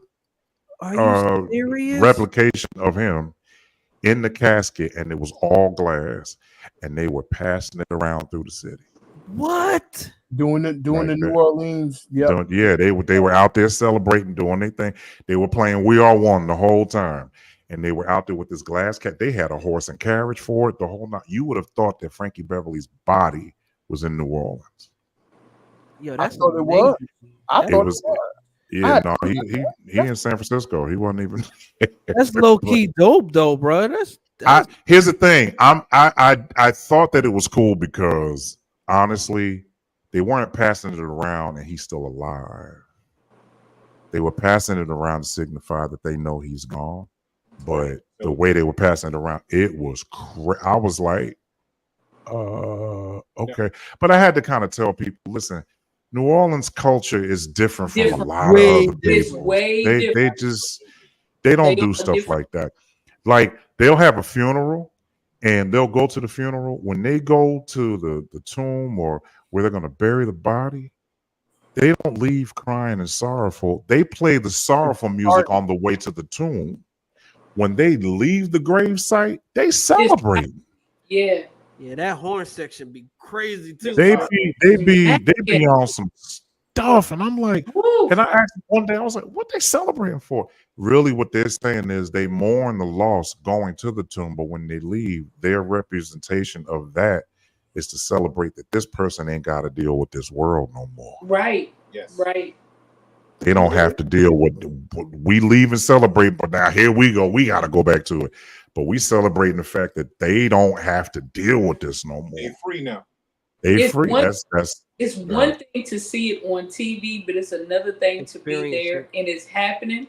It was real creepy for me. I was like, okay, this was cool, in a movie, but now, Well, first of all their graveyards are above ground, and they are. They sure I are. can't, That I was And I can't don't deal think they're with it. caged in. Are they like wide open Well, now? that's why when Katrina Yeah, happened, you had but so many dead bodies rolling yep, around out there because yep, they're below sea level. right. So when the water comes in, it goes in, and before you know it, you looking at somebody underneath you while you riding the wave because And guess what's closer to home for us on the East Coast that has a similar situation, even though they handle their bodies differently? Atlantic City. Atlantic City, to a certain degree, Yeah. is below a certain level of sea level in certain areas. So if you've ever dealt with anybody's death there, you'll notice that they're never actually buried in Atlantic City. You got to cross water wherever Right. you are to get to the burial site because the burial is on higher ground, which is Right. further inland. Well, Atlantic City is the Atlantic Ocean. I don't care what nobody say. It If is. one Right. wave come through there, that whole city. It's a If wrap. a tsunami happen, it's a wrap for them. Just like Los Angeles. If a tsunami happen, LA is done. Like for real, for real. So yeah, shout out to New Orleans, Philadelphia. They turned up. Houston turned up. I think I was told Dallas did some stuff too. Did I hear something about some kind of white day or something like that where everyone's supposed to wear white? It's Friday. It's this Friday. This Friday, I everybody's doing remember it. seeing something passing in passing. Yeah, everybody's doing it this Friday. That's You know what's globally? funny? That's globally. Everybody's doing it. Yeah. You know what's funny? Remember when Prince died? They turned everything purple. Purple, man. Yes. Even the lights in New York. Eiffel Tower, the Niagara Falls, and Mhm. the Empire State Building, and the Eiffel Tower was purple. Purple, yeah. The Louvre was purple. Because Prince spent a lot of time in France. A lot of people didn't know that. But Because he wore a raspberry beret. Anyway. well, no, he did. No, you stupid. When sorry. he was doing the movie Under the Cherry Moon, Yeah. that whole thing was depicted on, France. Do y'all know that Prince was 25 years old when he did that movie? Man, Bruh, that that movie favorite was movie. genius. And I Listen. listened to the music. He was 25 when he did that, but when he did Purple Rain, Prince wasn't even 20 years old. Yes, no, he was 20. He was He was 20. 20. He was just barely. My whole point is he was not. I mean, was he? He wasn't even legal yet. He was under 25 when he did Purple Rain. But what I also found out He was too 25 is when he did Under the Cherry Moon. He was Yeah. literally 25. what I found out is Purple Rain was actually written for somebody else. It was written for somebody else, and yeah, but and he I'm was so like, glad they nah. turned it down. Cause Yes. I don't think we would know that movie the way we know it if it No. hadn't been for him. No. You know, Because doing it. Prince's involvement because it wasn't just him, quote unquote, as an actor, regardless of what people want to say about that aspect of it, but it was the music. yeah. And, Purple Rain, just that one title song alone. That song Prince was cool. Prince was cool, but Mars Day and them was doing anything. Man. Them boys was killing. Bro. Them boys was killing. Yeah, I He love was killing. Terry Lewis, bro. Those Jerome, bring 1, him 2, here. 3, 4. No, cut. Yeah. Yeah. Your shoes too tight. Yeah, that was so here's my question. I put the video up of Pastor Jamal Bryant being in church, and he said, "There's no way I'm gonna end this church service without thanking God for Frankie Beverly." And shout out to New Birth in Atlanta. They did the song, they did it in the wrong key, but who cares? You don't have to be perfect when you celebrate. But then Pastor Mike went and did it, Yes, he did. and they were saying, somebody went on my page and said, "This is totally inappropriate." And I said, "What are you talking about? Frankie Beverly was not God. This is, I mean, you could love his music, but to sing it in church is inappropriate." That's when I wanted to unleash Brent on him, because I want to just kind of be careful. But here's my thing. Black folk are going to find everything wrong with anything. Yes, they are. And I told this person, whoever they are, I responded. I said, you know what? God loved Frankie too. And not only that, but if the pastor wants to go, listen, this is what I know about life. Are you mad at what they did, or are you upset that you didn't get to do it? This is my question to you. Are you? I don't think they did anything wrong. Y'all, what you Bruh, think? I get tired of the hypocrisy, bro. So it's wrong for them to do that. But how many years y'all been singing in y'all church? I gotta praise and I gotta get it. That ain't no gospel song. If you go It's back to really the not. praise, it's a rock song. Right, No, right, no, no, no, right. no. So my thing is, you can't pick and choose which is right and which is wrong. That's why I don't. Bro. They tried to take what's the Jesus right from here in Jersey. I want to know what love is, because remember they did it with Foreigner and then they recorded it. Donnie Harper, New Jersey Mass Choir. New Jersey Mass did it. That's right. they did the song. Everybody wanted to say something about that. Of course, they took Edwin through, even though it had nothing to do with a melody or anything like that from a secular song. The fact that "Oh Happy Day" was being played on secular radio stations, they tried to take that young man through. They tried to do the same thing with the Clark sisters over "You Brought the Sunshine." That's something that's been going on for time. And but I think my point is, go ahead, Justin. You were gonna say something. Go ahead. There's a tour going on right now with a gentleman who has sampled the P Diddy of gospel, multiple secular songs. J Moss, that's his name. I can go down the list and name of multiple songs. John P. Key using "Outstanding." How about Fred Hammond telling the story about the bridge in "No Weapon" and how it was inspired by Boys to Men? End of the road. Right. Bruh. Fred Hammond told the story. Donnie McClurkin. That's another one. You could go around the mulberry bush. I don't think what was done. And let's back up. Let me back up. Let me say this. Quartet singers, period. Martin Luther King, right? Martin Luther King was a reverend, but the civil rights movement had nothing to do with God. Right. But we have Martin Luther King programs. We have Martin Luther King fans. We have Martin Luther King streets. Y'all get off on Martin Luther King birthday. Yeah. Right. And he had nothing to do with God. What I think we as a people need to do better at is being able to accept who we are and to act like nobody said. I played that song in my wedding on my bass. How about me and my groomsmen? What song?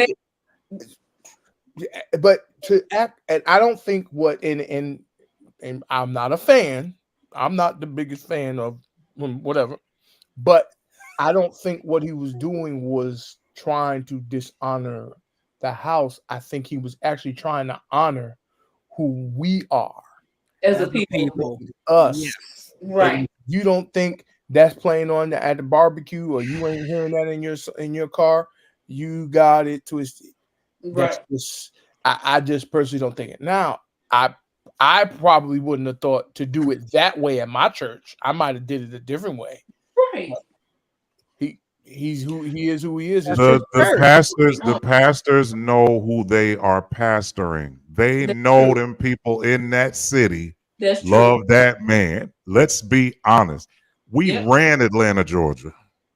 That's why we ran it. I hate the hypocrisy. Frankie Beverly lived literally across the street on North Peachtree Avenue, East Peachtree Avenue, in Buckhead.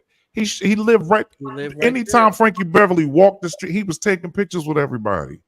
He ran Atlanta, Georgia. New Birth is in Lithonia, but still, that's Atlanta if you really want to be geographical about it. Absolutely. So even with that, it's like, why would you not do that? You think any pastor was in New Orleans going, I see some of my members out there celebrating Frankie Beverly. You know why they didn't say it? Because the niggas was right there with him. Sure they were. That's my thing. If you as a pastor have a problem with that, don't judge somebody else because they want to do that. You know what I'm saying? Just leave that joint alone. You talk about Jesus, which is what you're supposed to be doing anyway. You can't do that because the whole foundation of, and I hate to say it, of the black church's judgment. Judgment. Every everything is judged. If you don't do it like me, you held bound. If you don't say it like me, you held bound. Don't go over there because there's not anything contrary to what I'm saying. Is it everything is Everything. judgmental? Yeah. So When And that's divisive. hard to say. And divisive. It's wrong. I don't agree with it. That's just who we are. It's Right. sad. when you were talking about Martin Luther King, did you see the TikTok of the little white girl and they asked her who was Martin Luther King? She said he died He for died us. for our sins. He did what? He died He for died us. for our sins. Her mom was like, no, no, no, no, no. No, that's not quite how it went, baby. But here's God the flip bless you, side. Here's the flip side. We're raising up a generation that doesn't even understand the significance of who he was No. and what he did. Exactly. And that's sad. Martin Luther King ain't known for being a preacher. No. He's No. not one sermon, not one hoop, not one Other praise than break. I have a dream. I don't No. see it. Right. There's one sermon title that I know about him. It's called The Drum Major Instinct. That's the only one I can really tell you in terms of his sermons. And if you take the mountaintop and maybe as a sermon because it was in Mason Temple, I don't know. We could do that, but he wasn't known for that. Right. So yet again, he on our funeral fans. Yes, he is. We have Martin Luther King Day programs. All these things In the church. In my you generation, cannot get mad. there were three pictures that you saw in almost every black home: European Jesus, Yep. John Kennedy, Martin Luther King. That's right. From my generation. Now your generation might be a little different because things have shifted a little bit. But when I was coming up, that was the Father, the Son, the Holy Ghost. Right. What in essence, what they're really doing is they're really killing the influence that Frankie Beverly Mays had on us. Yeah.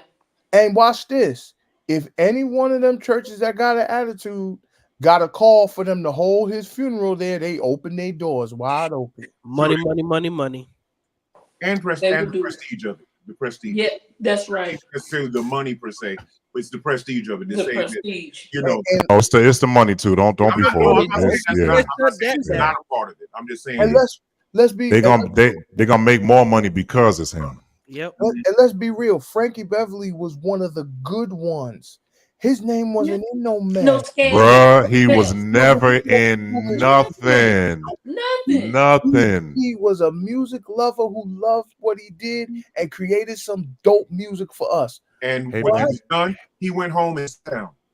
Yeah. Hey man. And Hey, I'm sure they take never mind. Let me be quiet. And his here's a music fun wasn't fact. provocative. Listen. It was just Listen. about love, man. Like They still singing James Cleveland song. Stupid. Because this too will pass. Hey get up, man. Jesus. Frankie Beverly was 77. He would have been 78 in December. Right? He's been a well-known African American culturalistic artist for over 50 years. That's crazy. Frankie Beverly has one child. One. He has a son. And that's all it is. He has a son. He has one child. He has a son. And with having a son, he has no more kids. Frankie Beverly has not been in the tabloids. He ain't never been in no situation where he was trying to, handle business in a certain way where he was undermining people's respect. He wasn't disrespectful. He ain't had multiple women all going there. There was a lot of ladies that liked him and, all of that. But his name was never tarnished at all. Like he never had anything on him other than the bottom line, which was he was Frankie Beverly. He did the shows and he went home. He didn't go to clubs. He didn't go to gatherings where they had a whole gang of people running around and, at parties where they smoking weed or whatever. And listen, if he did all of that, you didn't know it. And he didn't need 1,000 bottles of baby oil. Huh? Bing!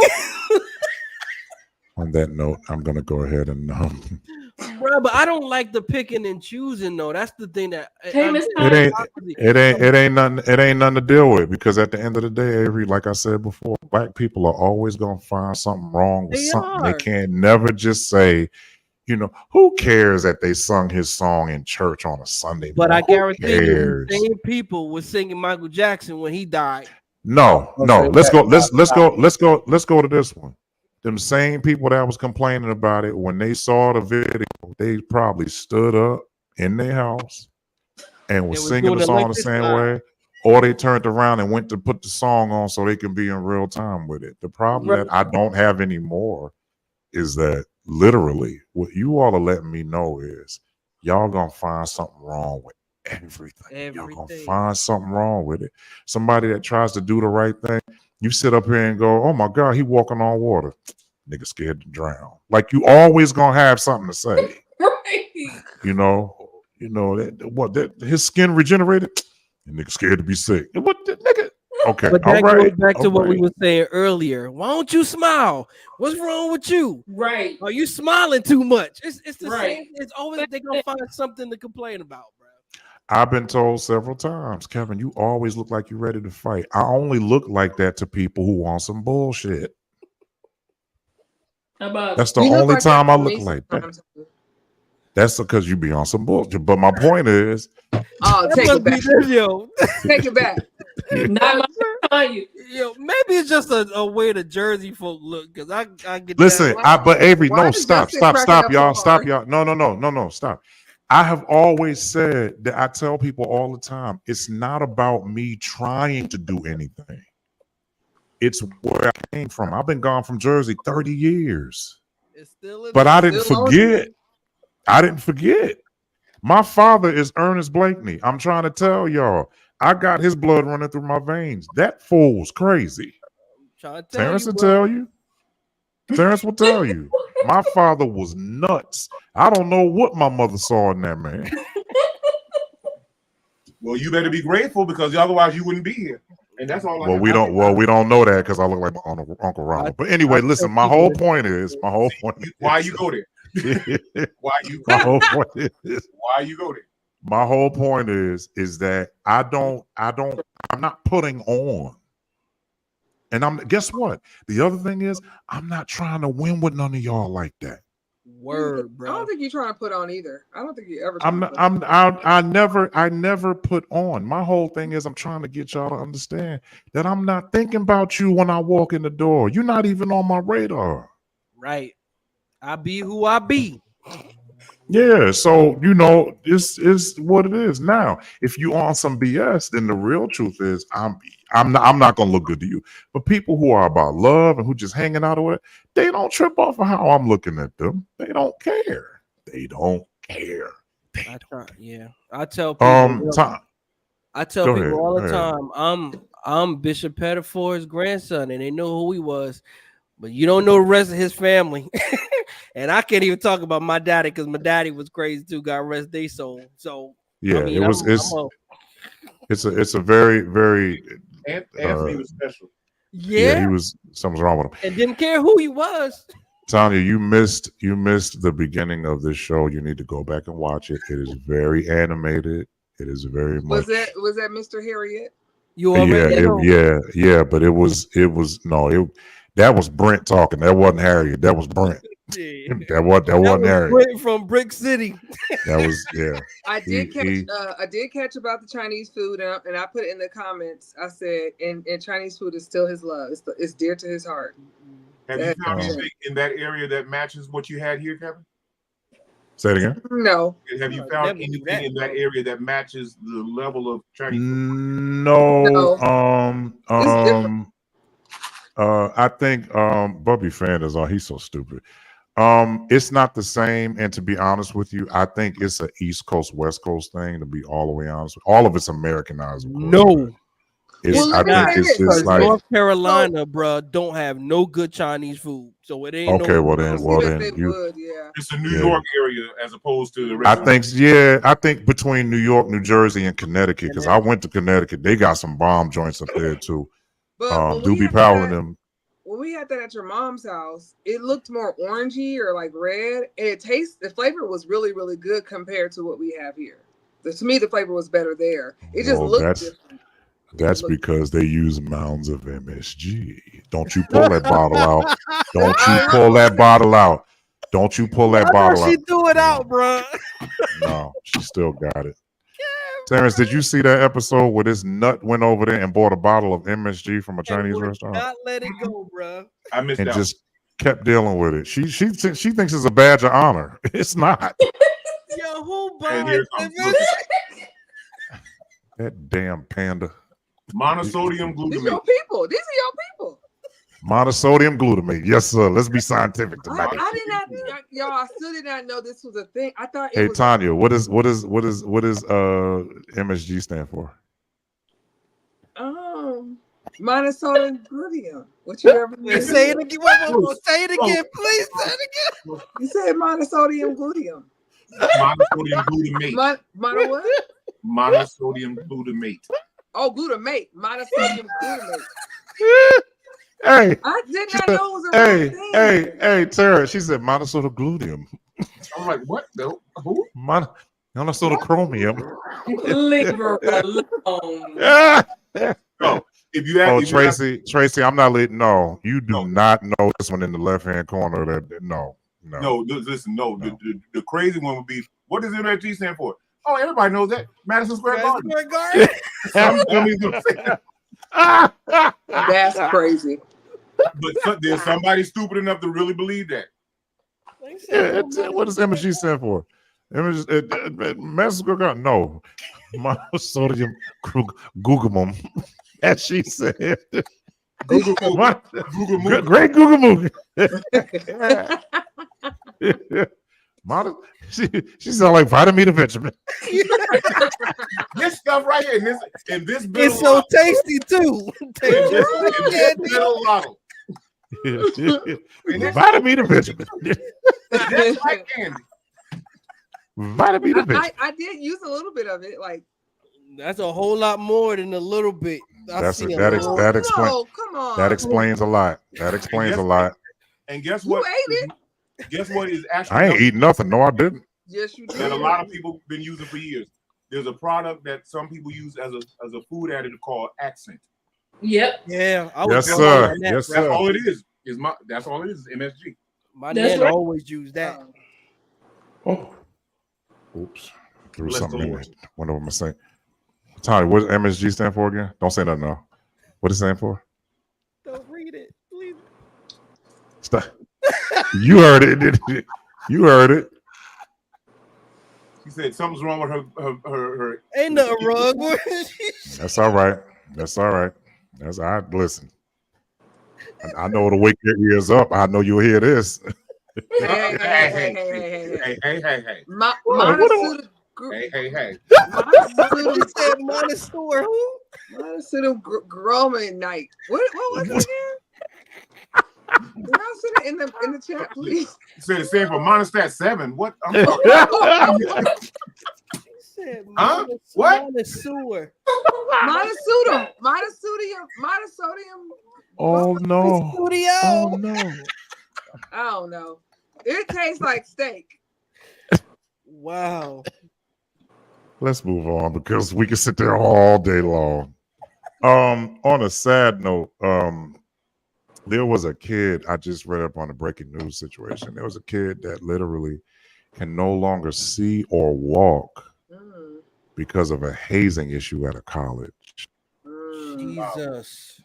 They found this young man with paint all over him and some kind of liquid or whatever, but they hazed him so bad that he's not able to walk or see anymore. Can I ask Like a question? they You're giving That's this, yeah. Is this related to a Divine Nine fraternity? That's what Outside of that, I'm almost certain it is because they tried to keep that under wraps, but you know, people in the comments don't give not one care about legal stuff. So when in the comments, I saw that, and it involved one of the black sororities. Or oh no. Oh no. Yeah, no. They were the Clear brothers and sisters. Something else. Oh, okay. Yeah, they were the Clear Divine. brothers and sisters. It was the entitled ones that feel like they can do that. He's Mhm. paralyzed. He can't move. He That's can't so walk. He can't see because the paint was so potent that it literally almost basically blinded him. wow. Wow. And and I just said, I prayers go out to his family, but at what cost? Do you understand what I'm saying? Like, I mean, I don't have the heart to go out here and throw paint on somebody. I just don't. Just for the sake of fun, like I don't. What you looking at back there? No, I thought I heard something. I almost like, I got to go. Now Somebody that's come get me. sad though, man. Like, Yeah, it's bad. It's really bad. That's really sad. I feel like people just don't think like if I'm gonna haze, let me think about everything, right? Make sure it's safe. I'm not responsible because at the Right. end of the day, It's gonna come back to you. It's gonna Yeah. come back to you. no, They I mean, gonna- I could be wrong, but I don't think with hazing it's supposed to be meant for somebody to be in hurt. that type It's of hurt. not. You know what I'm It's saying? not. It's It's not. to build strength. Yeah. Yeah, there was a But it's- kid in Nashville. He was becoming I forgot what fraternity he was dealing with. But anyway, they had these guys, and in Tennessee, there's areas where ain't number trees. They had these guys go in a heavily wooded area at night, and they were blindfolded. Mm. So when they were blindfolded, the other kids or the other, members of the fraternity had 2x4s, and every single time they would walk into a certain area, they would hit them. Wow. Like with a 2x4. Could you imagine getting hit with a 2x4 and you don't know what's coming? Well, Mm-mm. well, to put Just perspective getting on it, hit. you're talking about what the fraternity now. Again, the era That was their initiation. That was what they did. era of time when I was of college age, what you call college age, it was very physical for a lot of fraternities. So, a lot of them are kind of reverting back. A lot of them had gone away from it for the same safety and Right. physical reasons that you're talking about. But a lot of these dumb kids are going back to that because if you go back and remember the movie Animal House. Yeah. Yeah, they were relentless. And They were relentless. It's satirical, but it kind of gives you a glimpse of what the level was, back in that era of time. Right. So, And they didn't care. They didn't care about safety, and doing stuff like that. Just for the sake of saying you did it. Now all y'all going to jail. This college that your mom and daddy spent all this money in, you ain't gonna benefit from nothing. They can't get that money back. So now y'all going to jail. Now they got to spend more money going back and forth up the road to go see your tail because you decided you was gonna haze a kid almost to death. And that fraternity might be under scrutiny. They probably gonna cut it. Yeah. They probably gonna be like, Right. yeah, well, this was under your watch. Yeah. No more. no more. You're done. That chapter, that school is no longer allowed. Your charter is Right. completely revoked. You're done. I think You're done. sometimes that hazing thing, Y'all keep talking. Keep talking. when they get into that, sometimes they allow these people in that everyone doesn't like. And I think that's when it starts to go overboard with the That's hate. true. That's true. Is when, okay, we got so and so in here. Well, I already don't like them. Oh, I'm gonna get them when it's my turn. I'm gonna make sure, if they get in, they're gonna pay. And I think that's when the problem starts, when they start doing that crazy stuff. I don't. Or they themselves were bullied or That's pushed, true. and now they're like, I can get somebody else back because they couldn't get that person, the person who did it back. Right. So let me see, let me get that aggression out. I'm passing along to the next person what was done to me. Yeah. Exactly. Yeah. Misrepresented anger. Yes.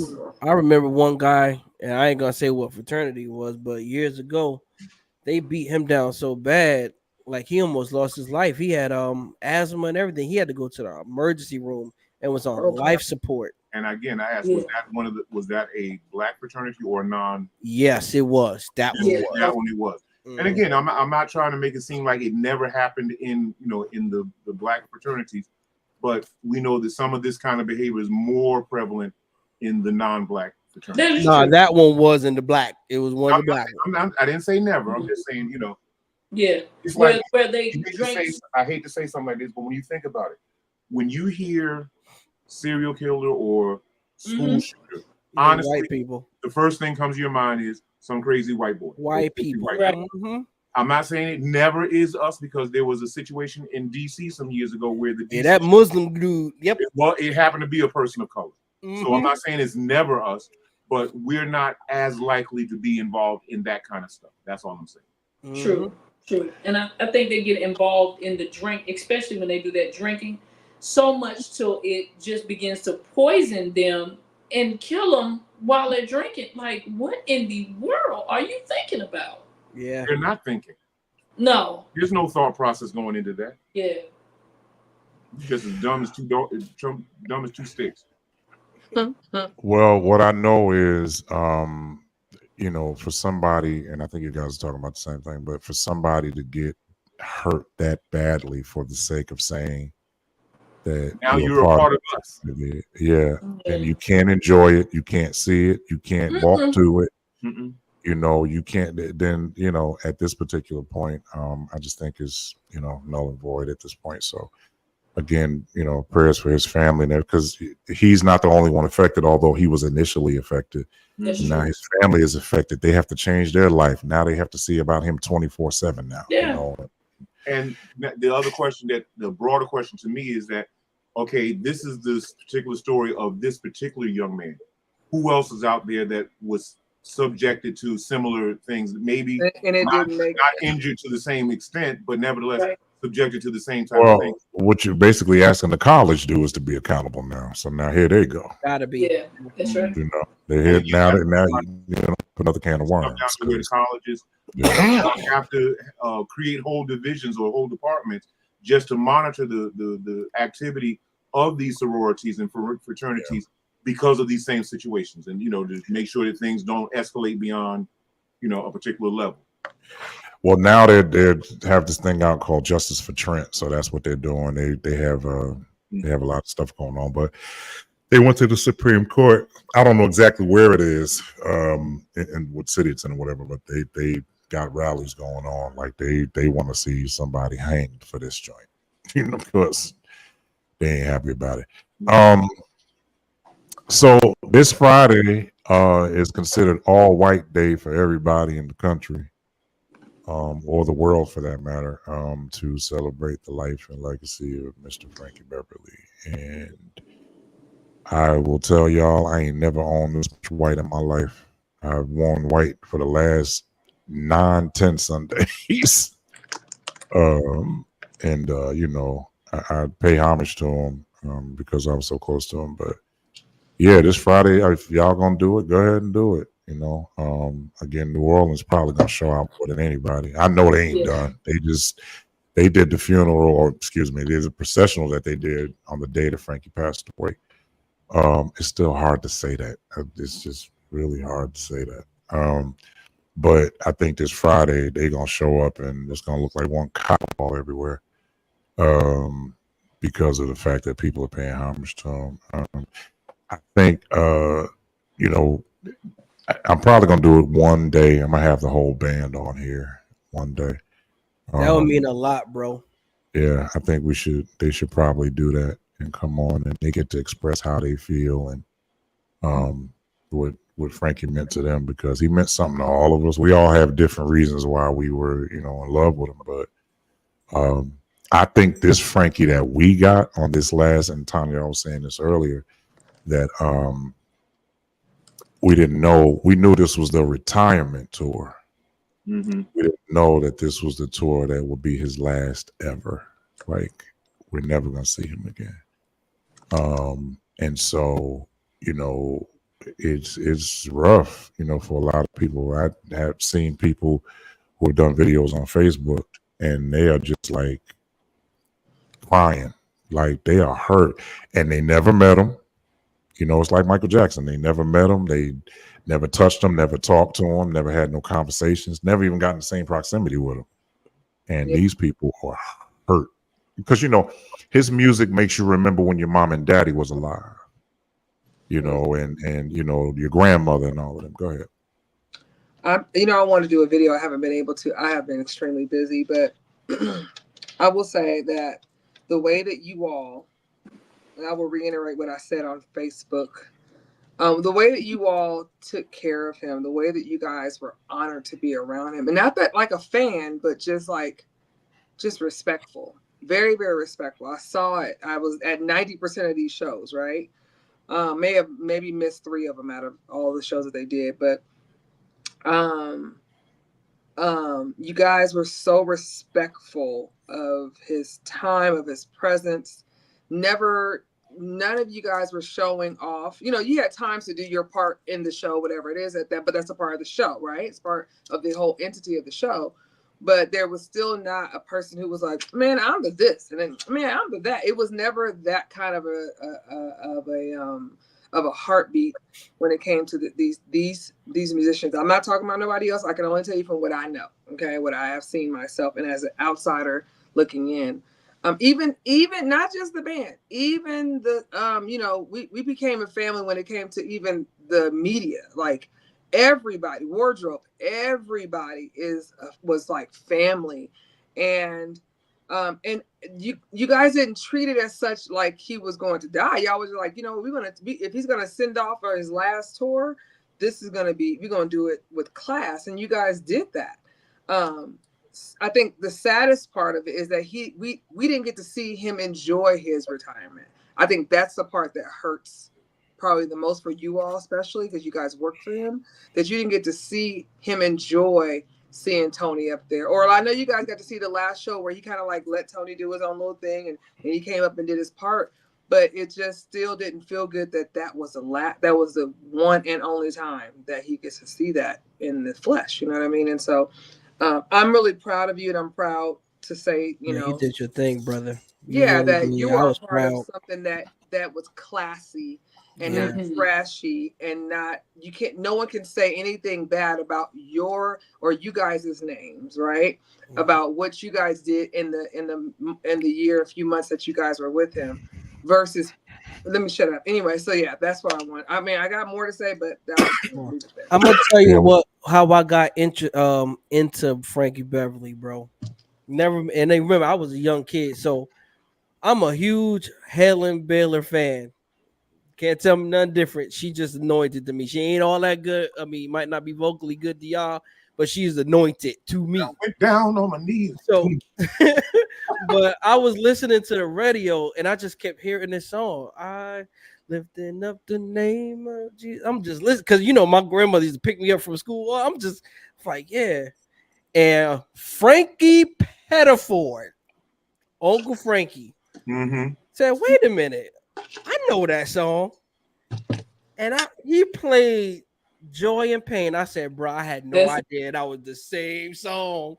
And ever since then, I've been hooked on Frankie Beverly ever since. That was like 1990, 1989, something like that.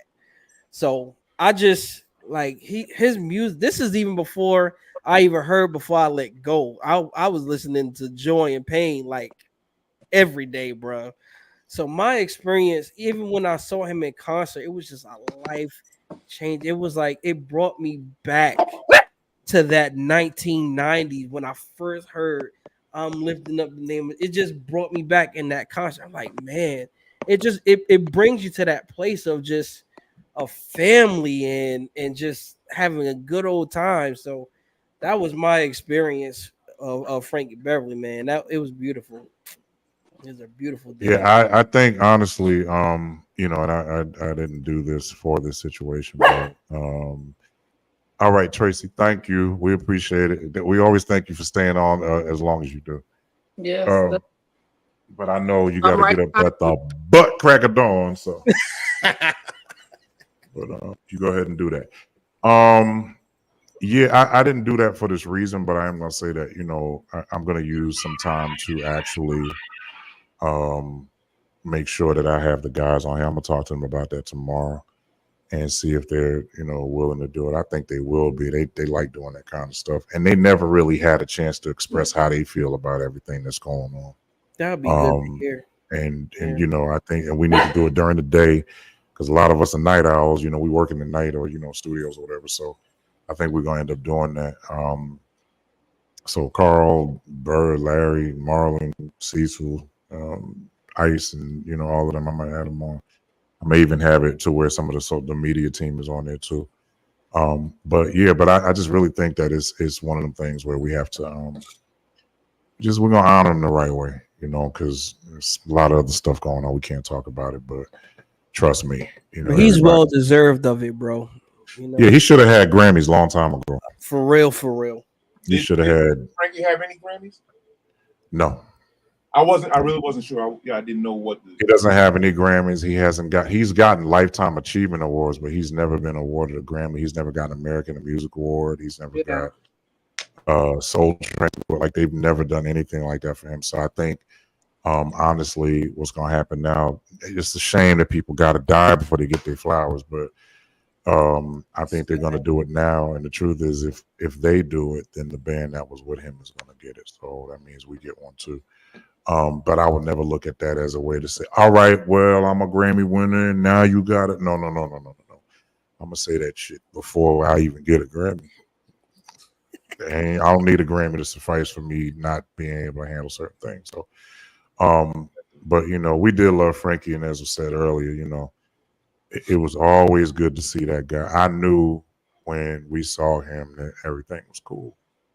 You know, we got to rely on Tony for that now. You know, but Tony Lindsay is singing these songs, bro. I probably that little old man can sing, like for real. But you know, there'll never be another Frankie Beverly. Like we're not gonna see that. And it's really sad, but you know, we got to try to hold it as much as possible. I think we'll be okay. I think we'll be all right. I think we're just gonna we're gonna go ahead and make sure that we keep it going. With that being said, Tanya wasn't here. We did talk about Diddy for a couple of minutes. I don't, you know, the 1,000 bottles of baby oil and the lube and the condoms and I don't know. I don't know. Yo, this dude had lube, bro. Well, I mean, Here's he the had to thing. have I it if seen he the was going video back and and it forth was- with what. Go ahead. No, go ahead. I saw the video and they had them lined up like all on the like Kmart. no, you stupid. All on the like the counter, like the bathroom counter, like thousands. I was like, Take that. take that. Bad boy, baby. I said, You can have bad boy. I don't want nothing to do with it. You know, he didn't want nobody to escape. He said, "You gonna slip out of here before you think you're gonna escape." Yeah. You're gonna slide to that door and I'm gonna slide said, right behind you. Don't I'm gonna get you. lie. You won't know unless you give it a try. He was about to do something different. Stupid. He was going to do a jacuzzi of oil instead of water. That was what it You was. gonna mess up his pipes. No, he was prepared for another shutdown. Oh, he was messing up somebody else's pipes. That's what that was. That's what I'm just saying. No, he was preparing for another shutdown. I think here's what's sad though. He said, This is what's sad, and I'm looking at it just like I did with the Kamala Harris situation. You know, black people are set up to fail, right? You know they set up to fail. You know when the dudes from the Bronx, when the Sugar Hill Gang and Grandmaster Flash and you know the Furious Five and all them guys was out. They were never about money. They were just about being heard. They were never about money because at the time, you got to think about this. When the Sugar Hill Gang came out and, you know, between Building 2 and Building 3 in Patterson and CCP, they would play that crap on Saturday, that light blue album cover with the little rainbow looking snake on top of it, whatever. And they played that album. You got to understand that at one point it was considered a joke. Like, man, this ain't going to go nowhere. You know, only to turn around and you can't mention hip hop without mentioning that stuff. But you can't. My point is that when you actually look at it, they were trying to be heard. When D-Train came out, they were trying to be heard. Like these people all they were trying to do was to be heard by people. When it got to the 90s was probably one of the best decades for hip hop music because never lie, bro. That between DMX and Nas and Jay-Z and you know all them other dudes, Snoop Dogg and Ice Cube and you know all the heavy hitters, man, they were about being heard. NWA was not about money; they were about being heard. And the cops was mistreating them. even the rappers that didn't make it like that, like the K Solos and the Jurassic Red, 5 and yo, all them dudes. Yeah, they was yo, still doing some the serious stuff. Jungle Brothers, like they was Yeah, serious, bro. they was doing dance hits. Like, you know, when De La Soul did Me, Myself, and I, I'm sorry, man. Ain't no way you could tell me that you listen to that song and not reminisce Now about something. remember, yeah, You know what I'm saying? Like that was, you know, even Skilo with I Wish and all that stuff. When they was doing that stuff, you come on, man, you was on something. But what's going on now, and I think Kendrick Lamar is kind of bringing it back. But my point is, like, we were already set up to fail, but now that you have this platform where you can not only show people that we got way more than y'all give us credit for, but you can go and bring other people and be known as the person who set all these people up, but you out here trying to screw them, metaphorically and physically. yeah. And them groups said they didn't get no money. They did say Yo, that. D Block, Jada Kissing them was on his head. They was like, dude, we tried to talk to you about publishing. You never gave us none of that. The Locks, same thing. He screwed Day 26 as well. That's well, metaphorically and physically, absolutely. Biggie, he's dead. Why are you still having stuff? What's going on? But did you hear about Biggie's story? Biggie was He was on getting his ready way to tell. out. He was getting ready to tell. He was getting ready to tell. Next thing you know, he was getting ready to tell. He died. Tupac knew too, because at one point Tupac and Biggie was friends. They all had them stories. Yeah, Kevin and I were talking this morning, and we were talking about back to that lady. What's the lady with the blonde wig that was kind of, what's her name? That Tiffany Harden idiot. Right. So, I mean, along with that, and people who continue to do stupid things because they think they can get away with it. And then they get this God mentality where it's like, I'm going to just keep doing it because I haven't gotten caught. It's just worked for me. And they're not realizing that you look at the history of those who kept doing stupid things like this, eventually you're going to get caught. But they're not realizing that there's an end to this at some point. You know what I mean? You think you can go off into, Europe and then come back and I'm still invincible and I'm still take the city's money. Okay. Well, same thing with Diddy. Like, he's been doing this for such a long time. It became addicted allegedly. Allegedly. He's addicted. And I'm doing this because I don't know. Anyways, allegedly, that you think you can get away with it, and it's not okay. It's not okay on so many levels. And there's so many things, not just the sex. It's the publishing. It's so many things that there's a list of that keep being consistent. And then you try to get your lawyer. See, that's hard to be a defense attorney because I don't know how anybody can say, I'm going to represent you, but I also don't believe. But the crazy thing is, you have a lot of people who was there that saw you do it. And they're telling these stories. Because now they feel safe to do it because before you threatened them and say, I got a video of you, so say something and this is going to come out. You know what I mean? The reality of all of it is that what's in the dark will come to the light. And here's the deal. If you are doing people wrong, it will be found out. I tell people all the time, the truth never needs defense, ever. It just needs a witness. That's it. But when you are doing wrong to people, when I tell you, you're going to have to, doing wrong costs more. I said this, somebody else thought they came up with it. I'm not even taking precedence. I'm pretty sure I heard somebody else say it. But they said, if you think education is expensive, try ignorance. When you do right by people, you may not have all of the accolades when you do right by people. Matter of fact, here's what I know about coaching. When I was playing football, here's what I know about coaching. Come on, football. When the team wins, everybody wins. Yeah. When the team loses, they blame the coach. The coach every time. You're right. They don't even blame the quarterback who threw the ball and got an interception. They don't even blame him. They blame the coach. So one thing about being a leader is a lot of times, most times, you will not get the praise for everything you do right, but you will get all the attention for everything you do wrong. Yeah. So mentally, you have to be intelligent enough mentally to not be addicted to the light. Because when you keep trying to be addicted to the light, you will never be a real leader because your focus is on being seen and not being a team player. So what happens is you start playing the game now. Now you gonna play the game. Now we're gonna sit up here and say, well, the reason why, no, I ain't the reason why y'all fell. Y'all the reason why y'all fell. I used to work with these guys, love them to death. But when I found out that Devontae was walking in production meetings and he was slapping Timberland in the head, slapping Missy in the head, slapping all these other people. I'm talking about Pharrell, all of them. He's slapping them in the head, acting like he King Dingling to all of them. Whoa. I got one question. Who they talking about now? They don't even mention you. What Suge And- Knight say? All in the videos. Yeah, but listen. Hey, but Devontae was part of that too. You know, when Suge Knight was dangling niggas out the window, Vanilla Ice wasn't the only one that got that.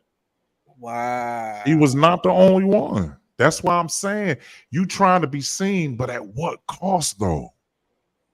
Like what cost? What does it? What you mean to tell me? And I gotta say it this way, but I'm gonna be very strategic in how I say it. You mean to tell me that you would be willing to ostracize other people for trying to do the right thing when you did the wrong thing? So you're gonna try to take money out their pocket and bread off their table because you did the wrong thing. They came and did the right thing, and now you want to turn around and try to make it look like they wrong?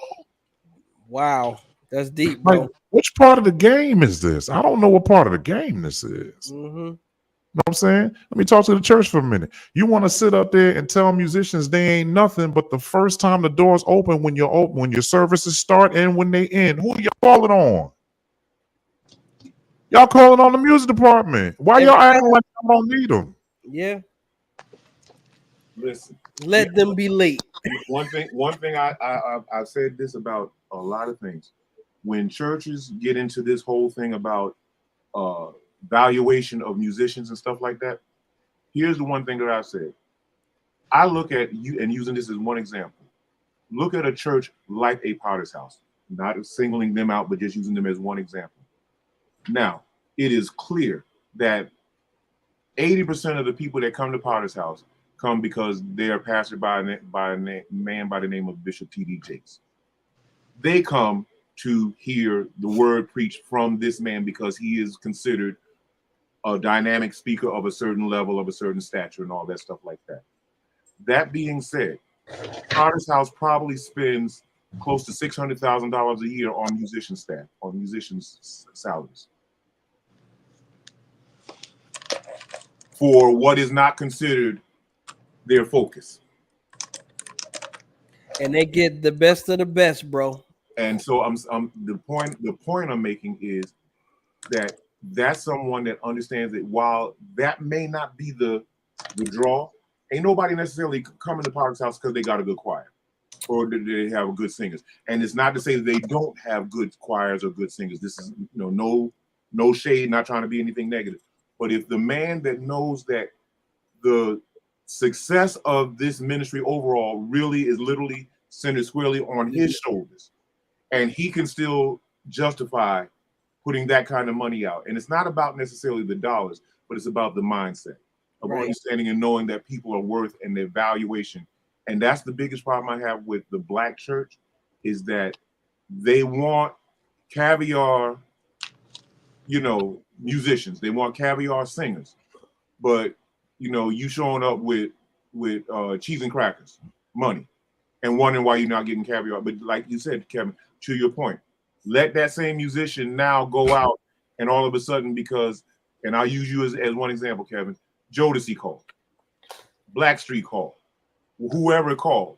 Now the same folk that wouldn't give you nothing in the church want to have something to say about the fact that you're now doing what you're doing out there with those artists.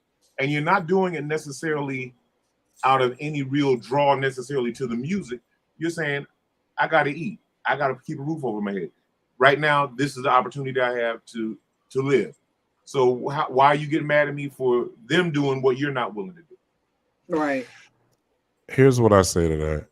And it's funny you mentioned those people, but I got to be honest, man. I never did anything outside of church and cared what the church thought. I never did. I think I spent enough time trying to make sure that I was always on my game when it came to doing music that I really didn't care about. Listen, the church was not on my radar when I started playing with Busta Rhymes. I never thought about the church. I never thought about what anybody thought. Because what I knew is the same people talking about what I was doing didn't want to help me when I needed help. They never wanted to come when I was trying to go to school. Everybody was like, "Nah, he ain't going to school. What he going to school for?" Just always having something to say. And I'm like, you know what? Here's the reality of it. Is it my will to live and accomplish my goal that's bothering you, or is it your lack of that's bothering you? Because most people who are talking are people who are doing nothing. Those of us who are busy doing what we want to do don't have time to talk. And another side of that, Kevin, is this. Usually the motivation behind whatever negative they have to say about what you're doing is, again, less about jealousy. No, it's not even just jealousy. Jealousy. You know what it is? Here's really one of the truths of it. The problem they have with you doing for others is that now, because you're doing for others, now they don't have the access to you that they used to have. Yeah, which is a byproduct of jealousy. Now they like. I'm gonna be real, bro. I agree with Kev on that one because I'm not saying jealousy is not a part of it, but I'm saying really the one of the bigger issues is that I'm fine with you as long as I can get you to do what I need you to do, and I don't have to pay you. Mm-hmm. Now, the moment I go out and do something for somebody else, now all of a sudden you don't have access to me, and then they question your loyalty. Yeah, now because and again, your question is less about what I'm doing someplace else. It's about the fact that because I'm doing someplace else, you no longer have the access to me that you had. Here's the reality of that. That very well put, and that is true.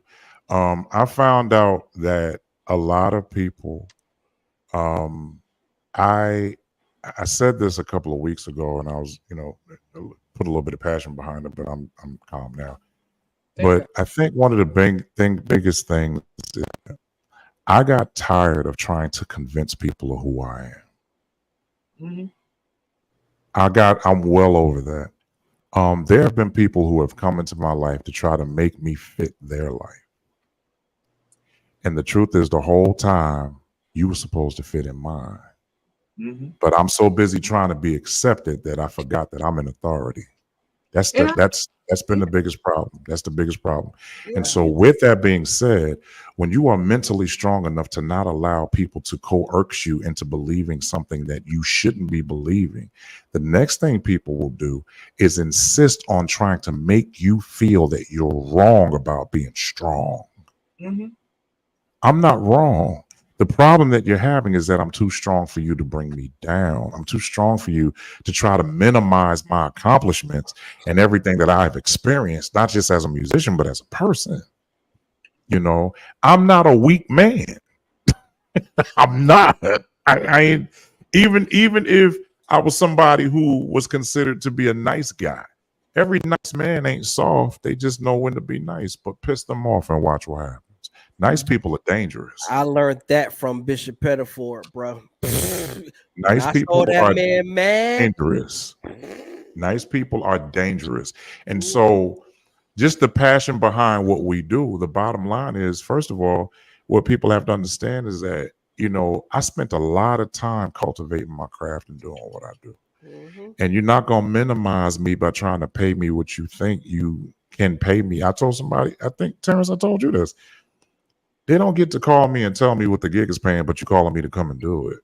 You don't, that's not how this works. Where do y'all get this from?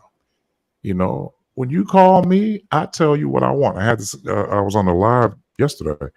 And the guy said that, he's the type of person where he might not charge this person what he charged that person, but he notices that because he gives different prices and he kind of helps people out, that his phone is always ringing. And he asked me where I was on that. And I said, well, at one point in my life, I did it that way. But I started noticing that just because you're booked because you're cheap doesn't mean that you're booked because you're good. Mm-hmm. Wow. It just That's means you're cheaper. yeah. So people who are really good and have their business straight don't get penny calls. You understand what I'm That's deep. saying? They don't get penny calls. There are people who, I look at Nathan East. Nathan East is a bass player that a lot of people don't think he's the greatest, but he's worth $50 million though. And that's just being a bass player. They don't think he's the greatest. They don't think he's the greatest. And I'm gonna tell you what, Nathan East is not a virtuoso. He doesn't have that wow factor, like, oh my God. But he does so much when it comes to color. Bruh. When it comes to color, you cannot beat that guy. You When it can't. comes to color. But when it comes to business, there are a lot of us who don't have 0.02% of what he got, but we ready to critique him every time. Yeah, there were certain You know? songs that I listened to of Michael Jackson, of Yellow Jackets, even Bobby McFerrin. I'm sitting like, yo, who the heck is this bass player? I look it up. He's been on Nathan East has been on so many albums, bro. It don't even make sense. I bet you he don't even. Dennis Chambers told me he don't remember how many albums he on. He don't remember. But my point is, that we have to. You can't remember all of that. No, I only say I'm on over 300 albums because that's what I was last told. Nah, I don't know. I've been on albums that I never even heard. I don't know if they came out or not. I have no clue. But my beginnings happened in Paterson, New Jersey. A lot of people think I'm from Brooklyn. No, I'm not. I lived there for a good number of years, but my roots came up in Paterson, and I learned about contemporary jazz in Paterson. I learned about bebop jazz in Paterson. I learned about fusion in Paterson. But hip hop, it was so funny. I didn't learn hip hop in Paterson. I actually learned hip hop from the West Coast. I didn't listen to a lot of our hip hop on the East Coast. I didn't listen to it. So when I went to the West Coast and I heard, Dr. Dre, Sugar Free, Second to None, DJ Quick, oh God, what was the other one, Tanya? Lord Jesus. E40, Rapping Forte. Like, oh no. When I heard what's the boy's name? I'm looking right at him. Too Short. When I heard all them dudes on the West Coast, I was so enamored because they were not sampling. They were using real Fender Rhodes on the music. That thing messed me up. I never heard them sample anything. NWA only sampled because at the time that's what the thing was to do, and they made a mistake. But once Dr. Dre started feeling that stuff, he started doing his own thing. Tracks that Dre does, bro. Even the stuff that, like, there was a track that he did for Eve. I was like mind blown. Like, dude. They didn't know that Dr. Dre was the one that did that Mary J. Blige song. It was a straight bass, just a straight bass with a beat, bro. I'm like, dude. Yeah, but that's what I'm saying. We come from that, but when I hear what's going on now, it kind of blows me away. So anyway, moving from that, the reality of it is that we are changing seasons, y'all. Yo, I went outside to take my trash out the other day, and y'all know Vegas be like, as Brent put it, Satan's penis is what he said earlier. Time you have to go back and watch the first part. But, yo, my man went off for like 45 minutes. In Satan's penis. He said it was hot as. That's what he was saying. Okay. But Vegas gets very hot. Yo, I went to go outside. I had to put the garbage down and run back and get my jacket. You see, I got a blanket. I had to turn my air off. That's how cold it was. Yo, at night, I normally go outside. I'll have my cigar or whatever. I'm not going out there tonight. Bro. I ain't going nowhere near that. This season is changing. It's getting dark earlier. I've been in the house for 2 weeks because I got COVID, bro, and didn't even know it. Yeah. Oh, so it did come back positive for COVID? Yep. All right. So are you now, or what's going on now? I'm better now. I mean, I still got like symptoms. I can't really taste anything, but were you vaccinated or no? Yeah, I had that in the second. I'm just asking. But I had to get it at that time that I did because I was going out of the. I went dang on Greece, Italy, Spain, all of this stuff, and get no dang COVID. I stay in my dang state and I get it 4 years later. It don't make sense to me. That's because all I'm everywhere, man. It's just a bunch of people just. I can't stand being in these airports and people just hawking and sneezing and they don't even cover their mouth at times. You have to consider that the children's immune system is a lot better than ours, so they can be carriers of it. Because school season gets back in, They be bringing it be just they little deliverers. That's all they do. Your little petri dishes. Drop it out. Petri dishes. I'm gonna tell you where I think I got it from. I think I got it when I went to a church and I had shook the pastor's hand, and the pastor didn't say that he had COVID, and ended up passing it around people in the church. Oh wow. That make no sense. I hope you feel better. Thank you so much. You're getting older. I'm not as spring chicken no more. Matter of fact, my birthday Saturday. Yes, your birthday Saturday. He has a birthday Saturday. I was gonna say big up to the youngin, because today was my daughter's birthday. So they're 2 days, they're 2 years and 2 days, 3 years apart. That's right. Happy birthday there, brother. Thank Happy you. Birthday. King and Queen's born in September, baby. He's right on the cusp. He doesn't know if he wants to be a Virgo or a Libra. I know exactly what I want to be. I want to be a dang on Virgo.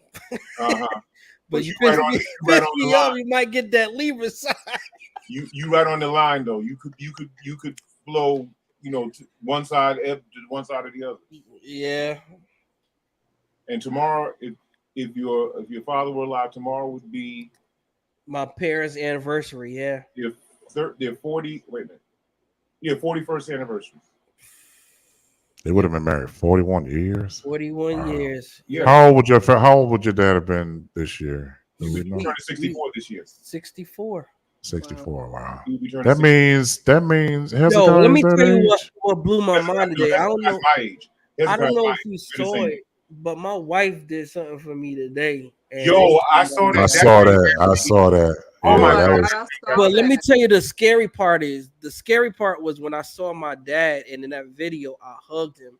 I'm actually older than my father in that picture, bro. Wow. His dad turned 31 on the 24th and died on the 25th. Literally, he died one day after his 31st birthday. Wow. Yep, 31st birthday. I will never Here I am at 42. Have a picture.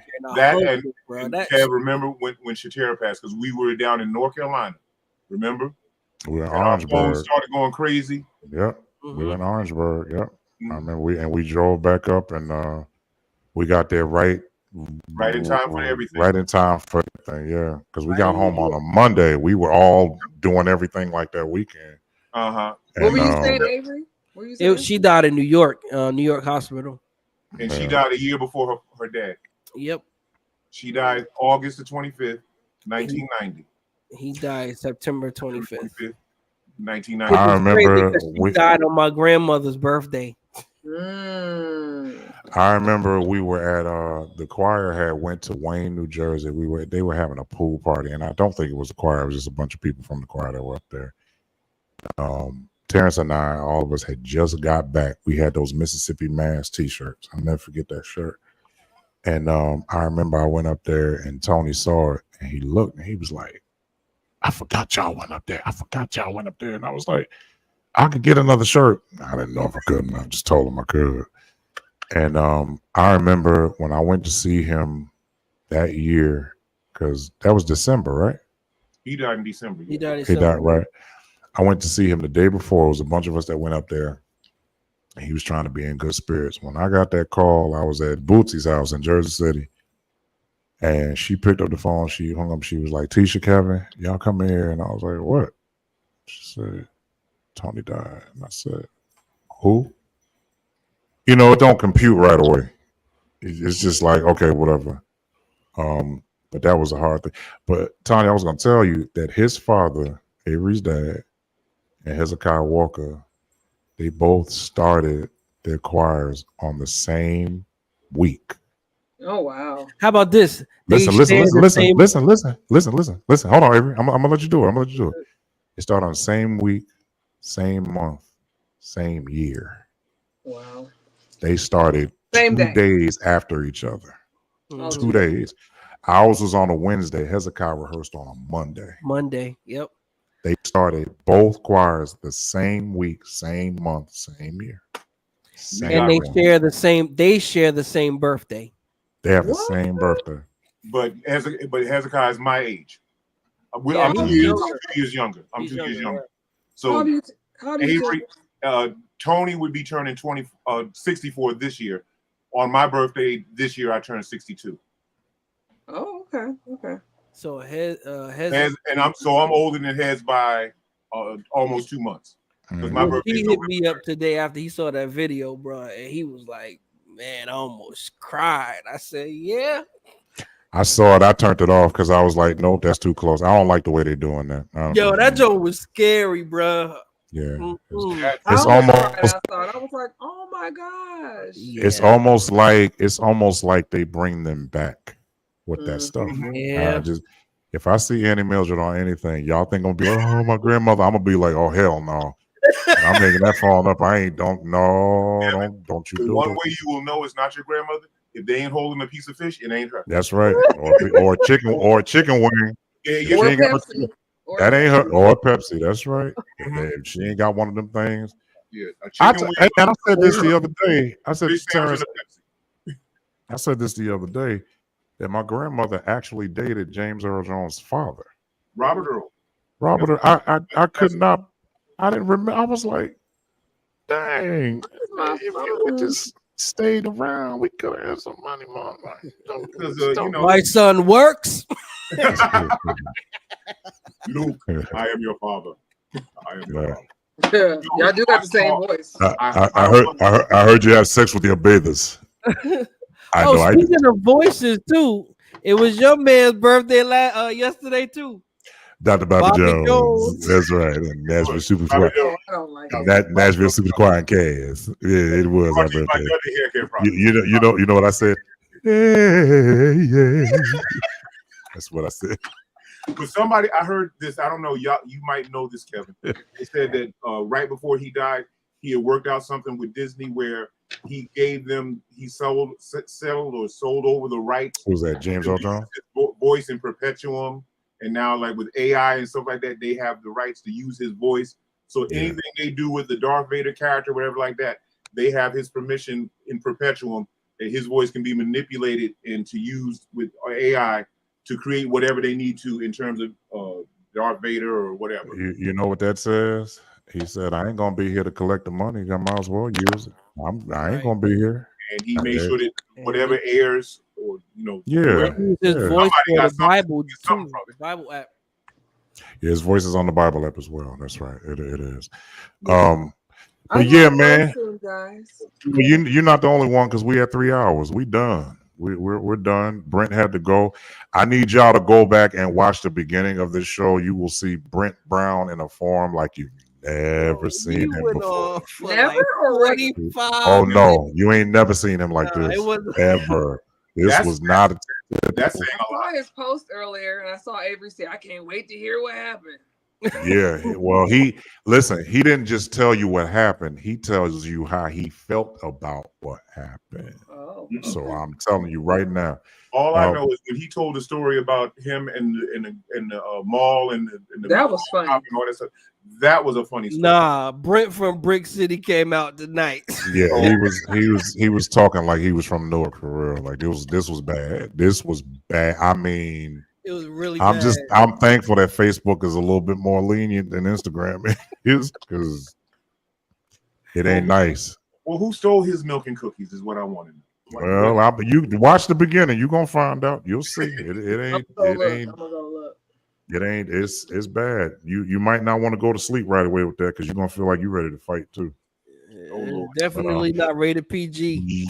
Yo, we'll see y'all next week. Hey, I'm gonna try to get the other band up here, the other members of the band up here. We're not gonna do it on a Wednesday night. That's the Good Samaritan night, but I'm gonna try to see if I can do it sometime next week. Special tribute just for them. Yeah, I'm even thinking Friday if possible. Maybe Friday.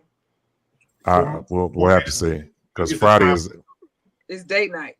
Friday is a bad time for some musicians because they do work on Fridays. That's all white night. It's all white, yeah.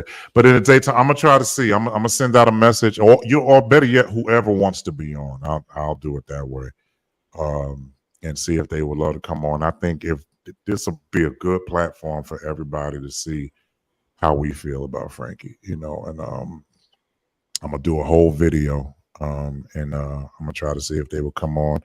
We won't come on as many. We'll just come on as people who love Frankie Beverly, so we don't run into any issues with that.